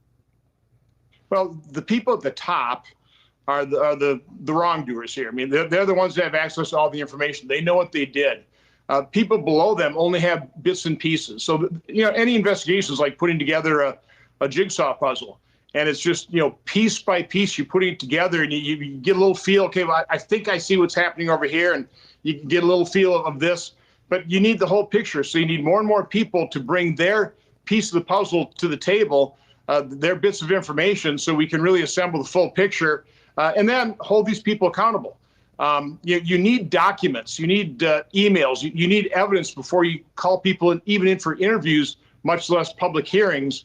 They need to understand that you may know something that they don't think you know, and they've got to be off guard so they actually tell you the truth under oath. All right, so that is Ron Johnson explaining that this all starts at the top. More whistleblowers would be great to hear from. These whistleblowers are amazing and heroic and spreading truth in a much needed time. And so we'll continue to cover this, but we're learning more about the prosecutors, learning more about the integrity of this investigation into Hunter, which really looks like none, as you could expect, from the Biden administration and their DOJ. All right, my friends. And so we've got one final segment before we turn it over to you and see what you have to say about all of this and more. And here we go. The IRS whistleblower Gary Shapley and his lawyers respond now to Hunter Biden's lawyers who threatened Congress and the House Ways and Means Committee by saying that there were potential criminal charges coming their way for what they've disclosed with the whistleblower. We're going to hear from James Comer, who's going to give us more reaction to this.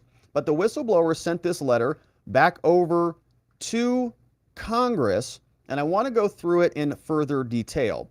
But this is the excerpt from the letter that Hunter Biden sent over to Congress that I read as a threat. And remember, Hunter is the son of Joe, and Joe controls the DOJ. Hunter has been, as far as I can tell, protected by the DOJ, and the investigation into him has been compromised by the DOJ. So when Hunter makes implied threats, I think they carry some weight with them because they go directly to the DOJ, and Joe Biden's in control of it. So this was from page 3 on the letter.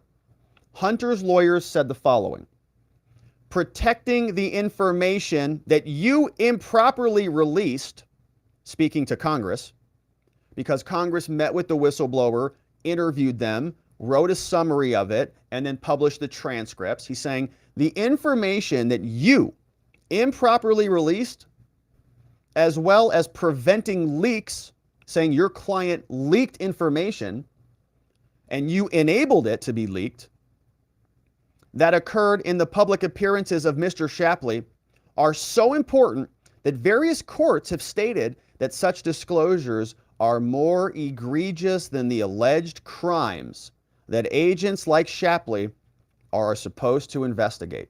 In other words, you committed crimes.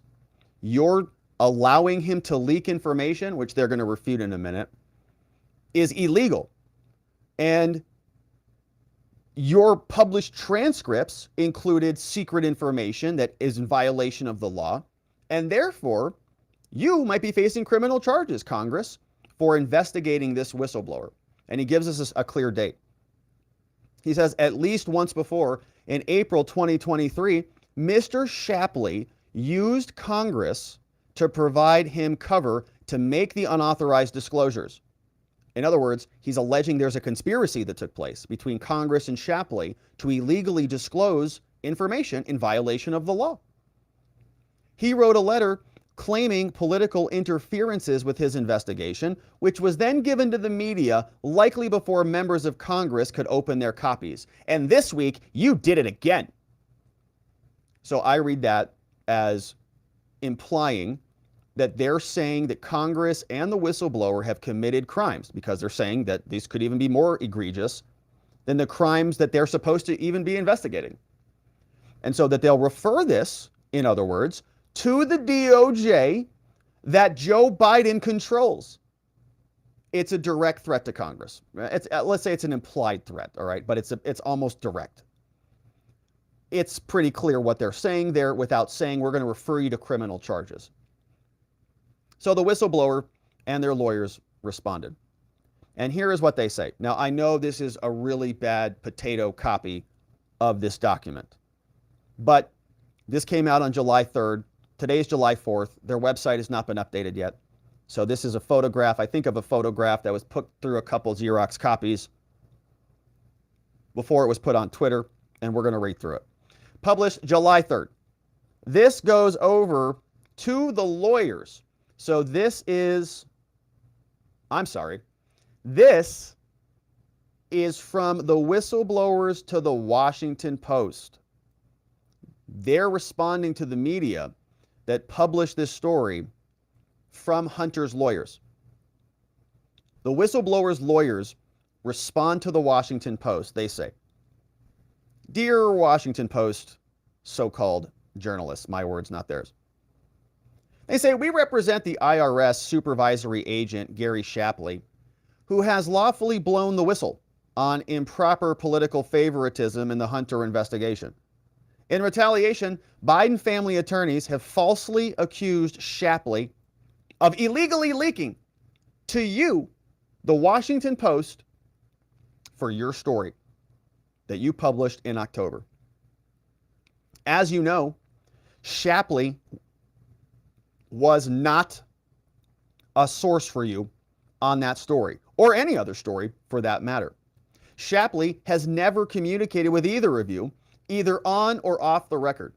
If he had, and if you had ever given him any pledge of confidentiality, you are hereby released from that pledge." So if Hunter's lying lawyers, according to these guys, say that that Shapley gave the New York Times or the Washington Post the evidence, they're saying, no, we didn't. And the Washington Post knows that, so you can tell that back over to Hunter's lawyers. They're implying that this got leaked from our client. You can tell them not, so that you may contradict his denial if it were inaccurate. Please set the record straight, WAPO. Aren't you the website that says that the democracy dies in darkness? Thus, you are now free to correct Mr. Hunter's lawyers and clear Shapley's good name for these false and retaliatory charges. While Mr. Biden's lawyers have every right to vigorously defend their client and express their opinions about ours, they are not entitled to make false and defamatory statements about Shapley, nor is it appropriate for them to release statements full of careful insinuations, like we just read, and speculation that keep them just a hair's breadth away from a defamation lawsuit. Relying on the news media to spread a false narrative without correcting the public record. And as we were reading their statement yesterday, we said that there was a statement for public consumption. And so they write it, so the media has something to write about, right? He publishes it, the media takes it, they say, oh, Hunter's defending himself, and they pick out the pieces that they want. They write a gazillion stories about it. It's cover for the media. That's they're waging this in the battle of public opinion, in the court of public opinion. I expect Hunter's plea deal is going to exonerate him from further charges. And so the court of law is going to be resolved. So now we have to play in the court of public opinion. So he writes the letter, the media takes it, distorts it, and then now publishes story to provide cover for Biden's, and now Biden's, the whistleblower is now responding. You can defend yourself, but don't defame our client. On April 19th, NBC News reported that Christopher Clark, attorney for Mr. Biden, released a statement falsely claiming without evidence that our client committed a crime by merely expressing a desire through counsel to blow the whistle to Congress. He said on that day, this is the lawyer for Hunter. Hunter's lawyer said, you know, it's a felony for an IRS agent to properly disclose information about taxes, implying that they're going to refer it to Daddy's DOJ and prosecute him. And it's also a threat to other whistleblowers. Hey, if you improperly disclose information, we'll charge you with a felony, so it chills their speech as well. The IRS, said Hunter's lawyer, has incredible power, and abusing that power by targeting, embarrassing, disclosing information about a private citizen, in this case Hunter, undermines Americans' faith in the federal government. I think that the investigation that was been corrupted and politicized and covered up is the bigger problem. Whistleblowing is spreading the truth. He says, but unfortunately, that is what happened and is happening here. All being done in an attempt to harm my client. Threatening them, implied threats, saying Shapley committed a crime and any other whistleblowers might be doing the same. Then on June 2023, says the whistleblower's lawyers in response to Hunter, Fox News also reported that Hunter's lawyer issued a statement falsely claiming without evidence that our client had released publicly yesterday a document referenced in his protected whistleblower testimony to Congress as part of the alleged pattern of illegal and politically motivated selective leaks. According to the report, Fox News said that Christopher Clark said the claims are misleading. He said that these are biased and politically motivated and selective leaks. They've plagued this case for years, and that they are illegal. A close examination of the document that was released says that a very biased individual raises serious questions over his claims. It's dangerously misleading to make any conclusions based on this document. Clark said the DOJ investigation covered a period which was a time of turmoil and addiction for our clients. Turmoil and addiction. Is that a new criminal defense strategy? They didn't teach us that in law school. Just go tell the judge and the prosecutor the crime is totally justified because you're in turmoil and addiction. See how that works out for you. Our client released no documents to the public, says the whistleblowers team, but rather made legally protected disclosures to Congress under the law. And the Ways and Means Committee, our congressional committee, not our client, voted pursuant to its authorities to release the documents. On June 30th, another of Biden's lawyers, Abe Lowell, released a 10-page error-riddled screed, brilliant, to the House Ways and Means Committee. In it, he fully claimed that the committee failed to admonish Shapley of his obligations. But this is an error that is easily identified by simply reading the transcript, Abe. They put this in the transcript when they talked to Shapley. They said, witnesses that knowingly provide false testimony could be subject to prosecution under 18 U.S. Code. And I remember reading that here. Do you understand, Mr. Shapley? He said, yes, I do. Okay, so Abe's statement apparently missed that. On the first page of his letter, Lowell, Hunter's lawyer, speculates that Shapley is one of two self-styled whistleblowers who may be claiming that title to evade their own misconduct. But Shapley has a spotless record, the whistleblowers team says. Stellar 14-year career with the IRS.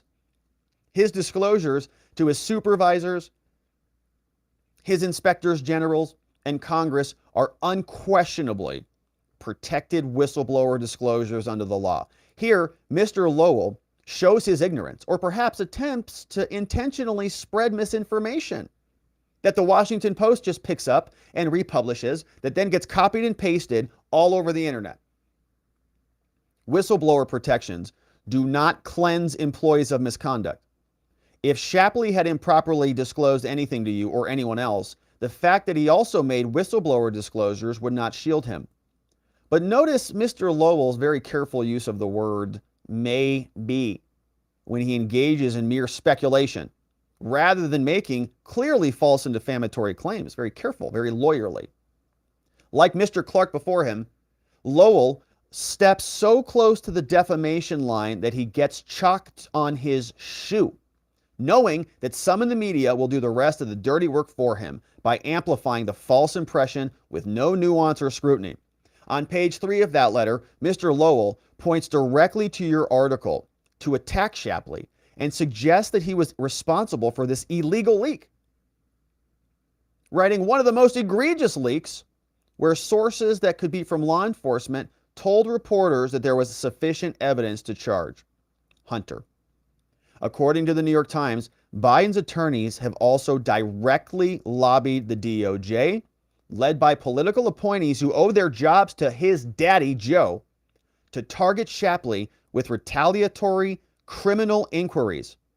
The New York Times is even reporting that Hunter's lawyers are trying to actually, in practice, get the DOJ to pursue a criminal investigation into Shapley. That's the full circle. That's the implied threat coming to fruition. This is a chilling threat that ought to receive a lot of scrutiny. It should. I mean, the media should be outraged about this. Republicans should be outraged about this. Of course, you know the truth, they tell the Washington Post. Shapley was not your source. It would be nice if you would publicly affirm the truth and avoid becoming, through your silence, an accomplice in the media spreading false narratives dreamed up by Biden family attorneys to intimidate and silence lawful whistleblowers like our client, Gary Shapley. Shapley's authorization for you to do so is attached here too. Sincerely, Mark Little, Jason Foster, and Tristan Levitt, all from Empower Oversight. And I can't urge you enough to go follow these guys. They're all on Twitter. They're all doing amazing work. And they're going to need our support because you can see exactly what's happening.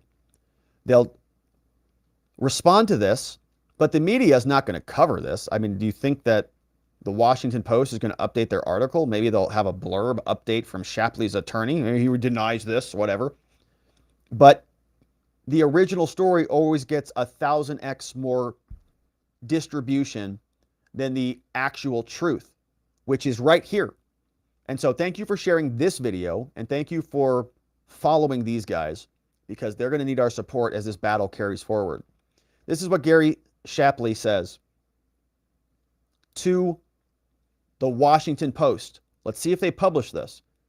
He says, I, Gary Shapley, provide the following statement. He says, I provided the majority and minority staff of Congress testimony Since January, I've been a special supervisory agent. In that role, I supervise line agents in carrying out the Hunter investigation. I continued in that role until I was removed in May 2023 after I made protected disclosures about the mishandling of the investigation.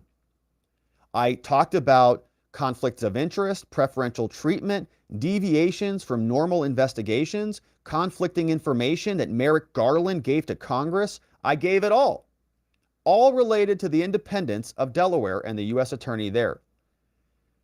He says, as I indicated in my testimony to Congress, over the course of the investigation, there appear to have been multiple leaks to the media. The meeting at the Delaware attorney's office in October among senior leadership was scheduled prior to the publicized leak of the WAPO story. Two reporters, Devlin and Stein. I was not the source, he affirms, for the October 6 WAPO article, nor have I ever had any contact with Barrett or Stein. Because I'm so confident of this fact, I hereby authorize the Washington Post and the journalists Devlin Barrett and Perry Stein or any other reporter to release any communications directly or indirectly from me. In this regard, I'm willing to waive any purported journalistic privilege or confidentiality that would have arisen had I been the source. I have never leaked confidential taxpayer information. I take the law seriously, which is why I scrupulously followed my lawyer's advice and followed the statutory process in order to make my disclosures. Additionally, to my knowledge, I have never improperly released any materials protected by the law.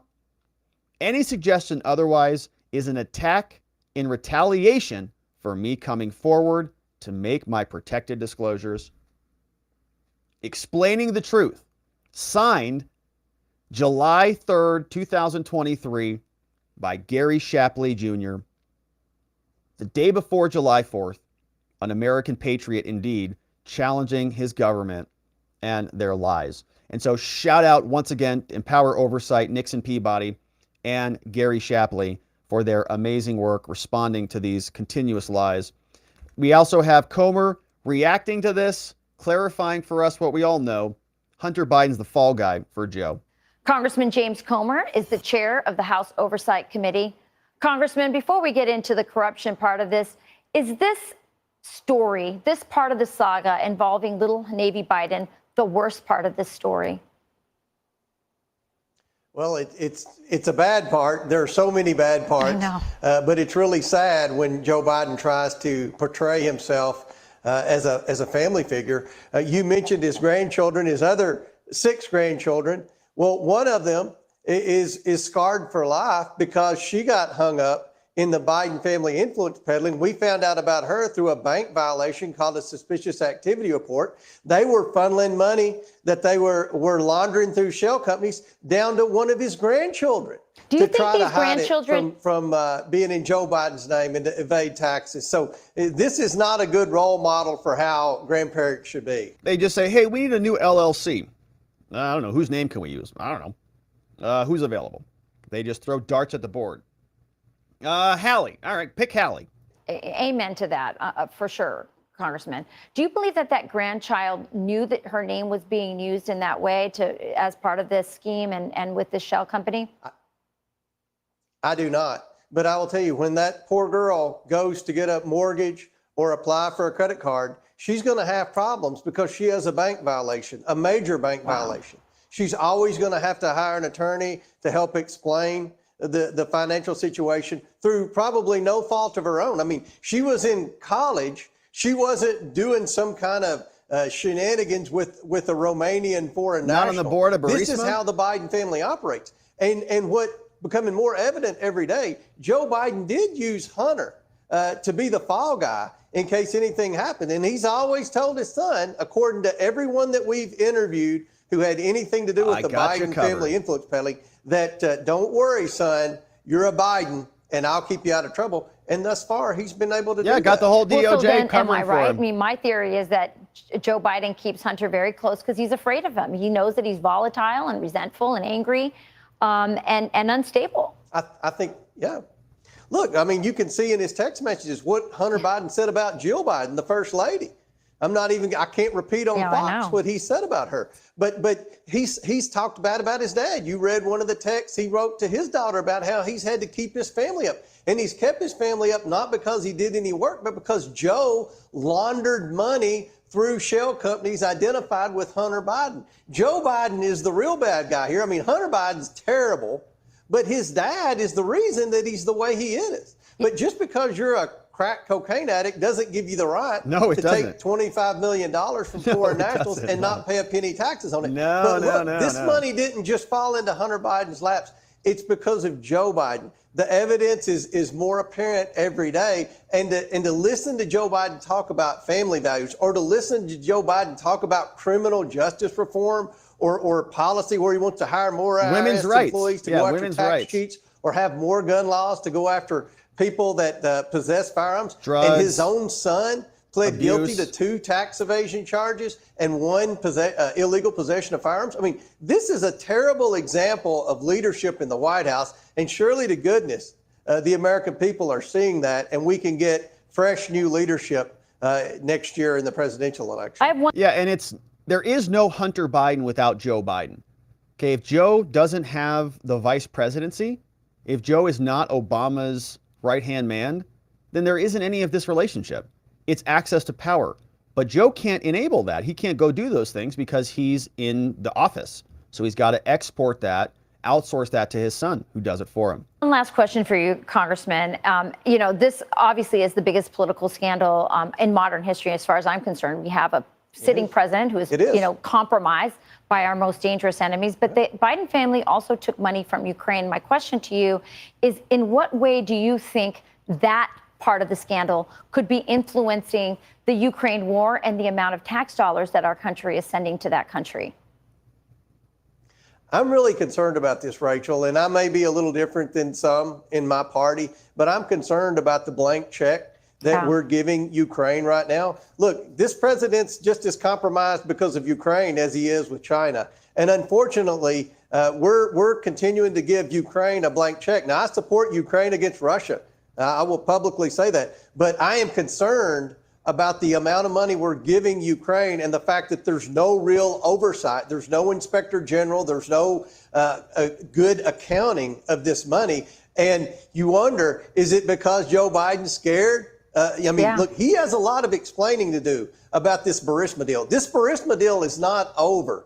And more evidence is coming in every day, like what we found with the IRS Form 1023, where he was alleged of taking a bribe over the Burisma stuff. Joe Biden was alleged of taking a $5 million bribe. So we're continuing to dig into this. We're following the money, and hopefully we'll have answers to those important questions very soon, Rachel. All right. So hopefully they do keep digging. There is a lot more to uncover. I think it is a scandal of epic proportions.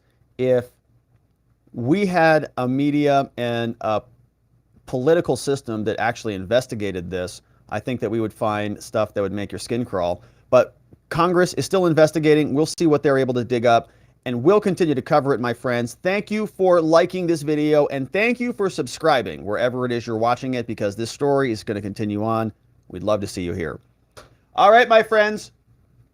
Well, that is it for us on this lovely July 4th, and I appreciate you joining us as we covered some IRS whistleblower news. We talked about the Hunter prosecutor David Hines and his weird close relationship with Louis Freeh, former FBI director. Hunter was also CC'd on various emails and schedules on some pretty important meetings, not like birthday parties. Rudy Giuliani testified for 8 hours with Jack Smith, and it seems like that prosecution is warming up. And we also checked in with the various messages from our politicos all around the country as we celebrate America's birthday and happy Independence Day, my friends. But now, let's see what you have to say from our amazing community, our amazing friends, watchingthewatchers.locals.com, our friends on YouTube, our friends on Rumble, and all across the fruited plain of America.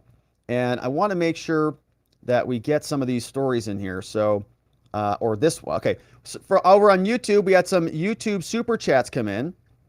And today, we got 2 of them from Fred Pedamonte. He says, when attorney-client privilege is gone, law is dead. It's a hard thing to do. If you can't trust your lawyer and you can't openly communicate with them, it's hard to have the practice of law. Hey, Pope Rackets Touched Me is here.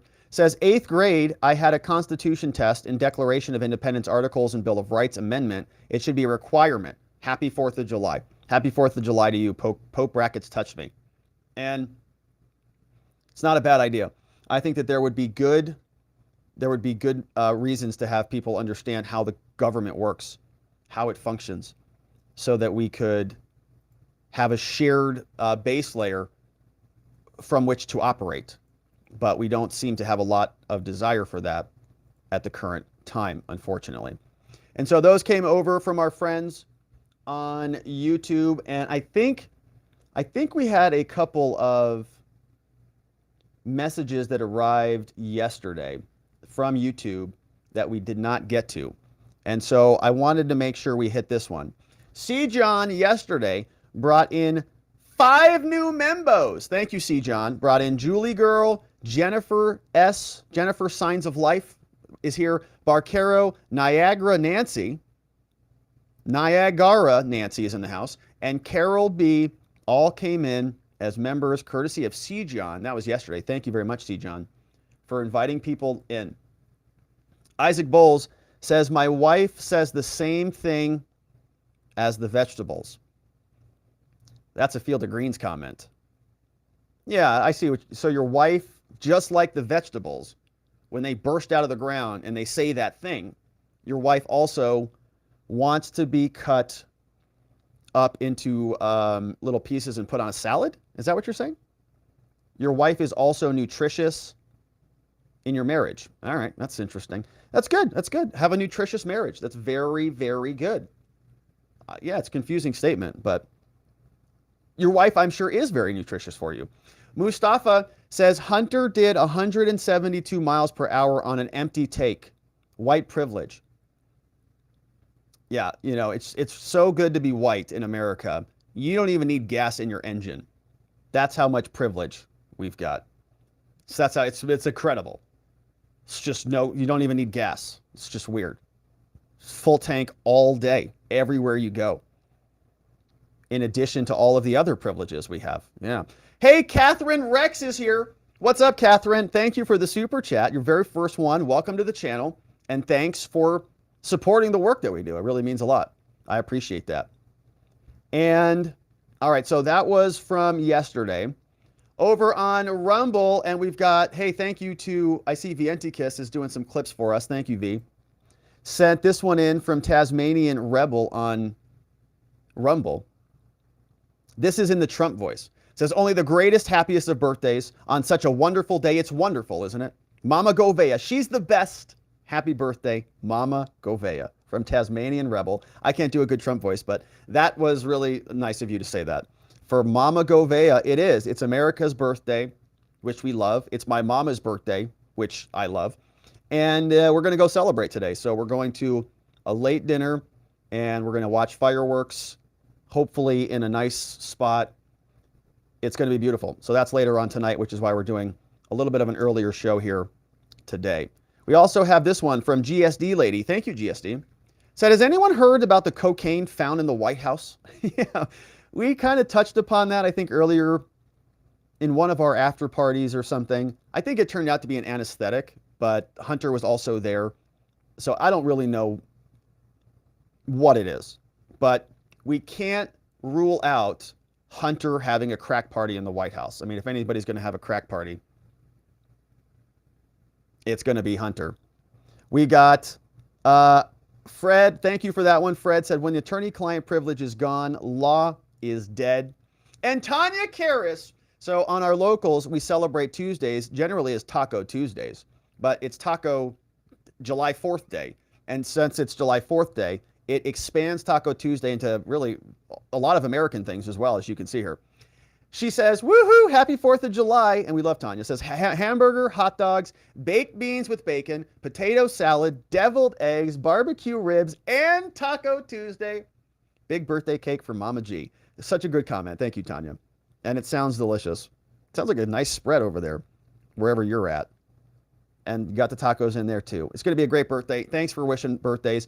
We've got some other birthdays too. I know Kelly Selnow on Locals is also celebrating a birthday today. A couple other July 4th birthdays And so thank you, Tanya. Thanks for being a great member and for always celebrating Taco Tuesday with us. Hey, Coleman Freeze here. Says Happy Independence Day, Rob and all of the watchers. Thanks, Calm. Glad you're here. I think Calm used to be Calm and Dead, right? You're calm and free again, which is good. I'm glad you're back alive and with us. We had another one come in from Pope Rackets Touch Me. We read that one. Yeah, it says that hopefully we have some more tests for our students so that they are well cared for. And G-Gum, our meme smith extraordinaire over on Local, says, I was unable to load my gift. I see what you did there, G-Gum. For you of the day. Maybe you can load it over on Telegram. Load it over there. Either way, happy 4th, Rob. And to everyone here, happy 4th from G-Gum. And happy birthday to Mama Govea. You guys are the best. You guys are the best. I can't wait to see if she watched any of this. I think we'll see. But super cool. Thank you for that. She's amazing. And it's going to be a lot of fun. Now, I think this is the GIF. Is this the one? This was such a fun one. Oh gosh. So I don't know if you guys ever saw that video. It was crazy. And yeah, I mean, I like to celebrate America. I was, hopefully everybody is okay after that. There's no 3rd-degree burns. And that car is okay. But I do like a good fireworks display. I certainly do. And so thank you, G-Gum, for that one. Hopefully nobody blows anything up this lovely 4th weekend. Be safe. Come back with all your digits and limbs.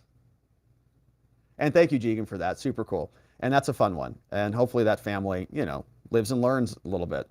We got this one from Coke Machine.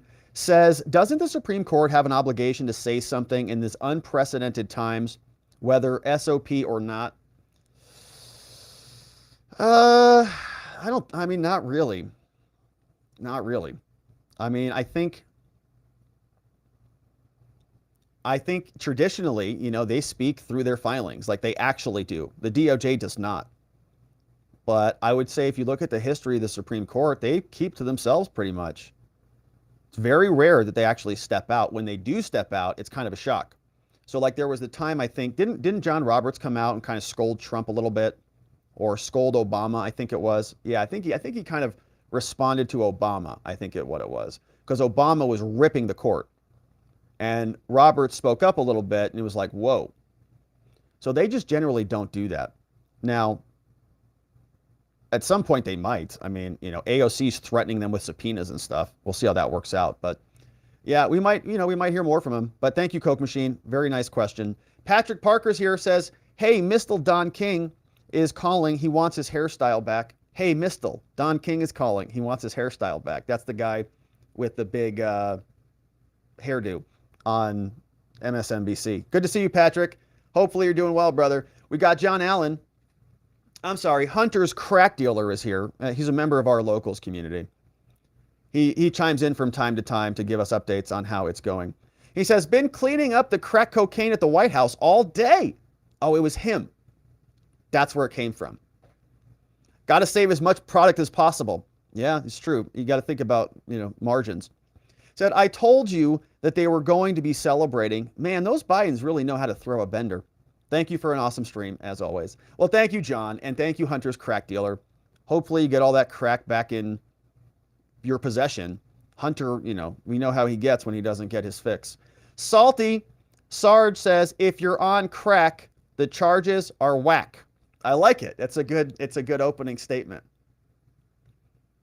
Ladies and gentlemen of the jury, if you're on crack, the charges are whack. I ask you acquit my client. Nothing further. I like it, Salty. See how it works out for him. It's Biden's DOJ, so they maybe they'll use that argument. Hey, Logan says, I want to advise people of the AI Trump voice ads.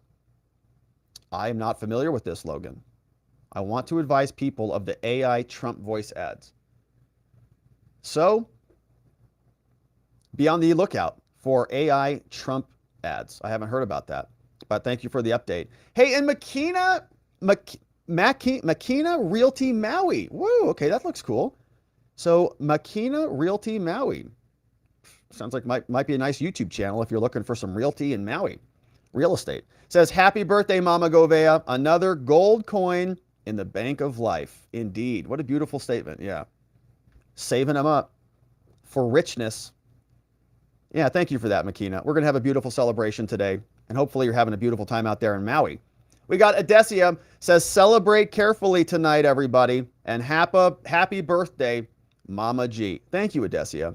That's over on Locals, and we are grateful for everybody who sent in some love and some support on this beautiful day. And thanks to all of our friends on Rumble. Salty Sarge, Dance Master, Mr. Bigfoot. We've got Misbehaving Irishman is over there. And we're grateful for everybody. All right, let's say hello to our friends on Twitter and see what else is going on over there before we wrap up to our members-only after party over on Locals. Is anybody watching on Twitter today? Yes, 3 people are, which means it's me and 2 other people, which is awesome. Let's see who's here today. We got Deplorable Fred and Tin Man. Tin Man shares the cocaine story that we weren't really aware of or what it is, but apparently cocaine hydrochloride is also in there.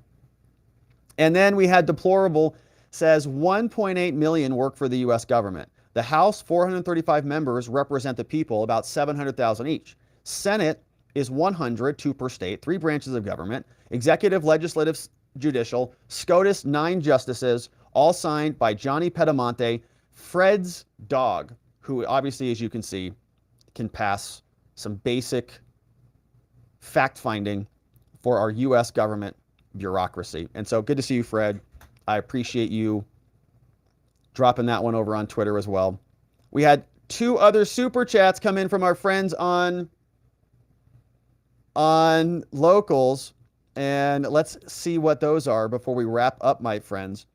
Gigum says, is there a karaoke birthday celebration tonight, Mama Govea?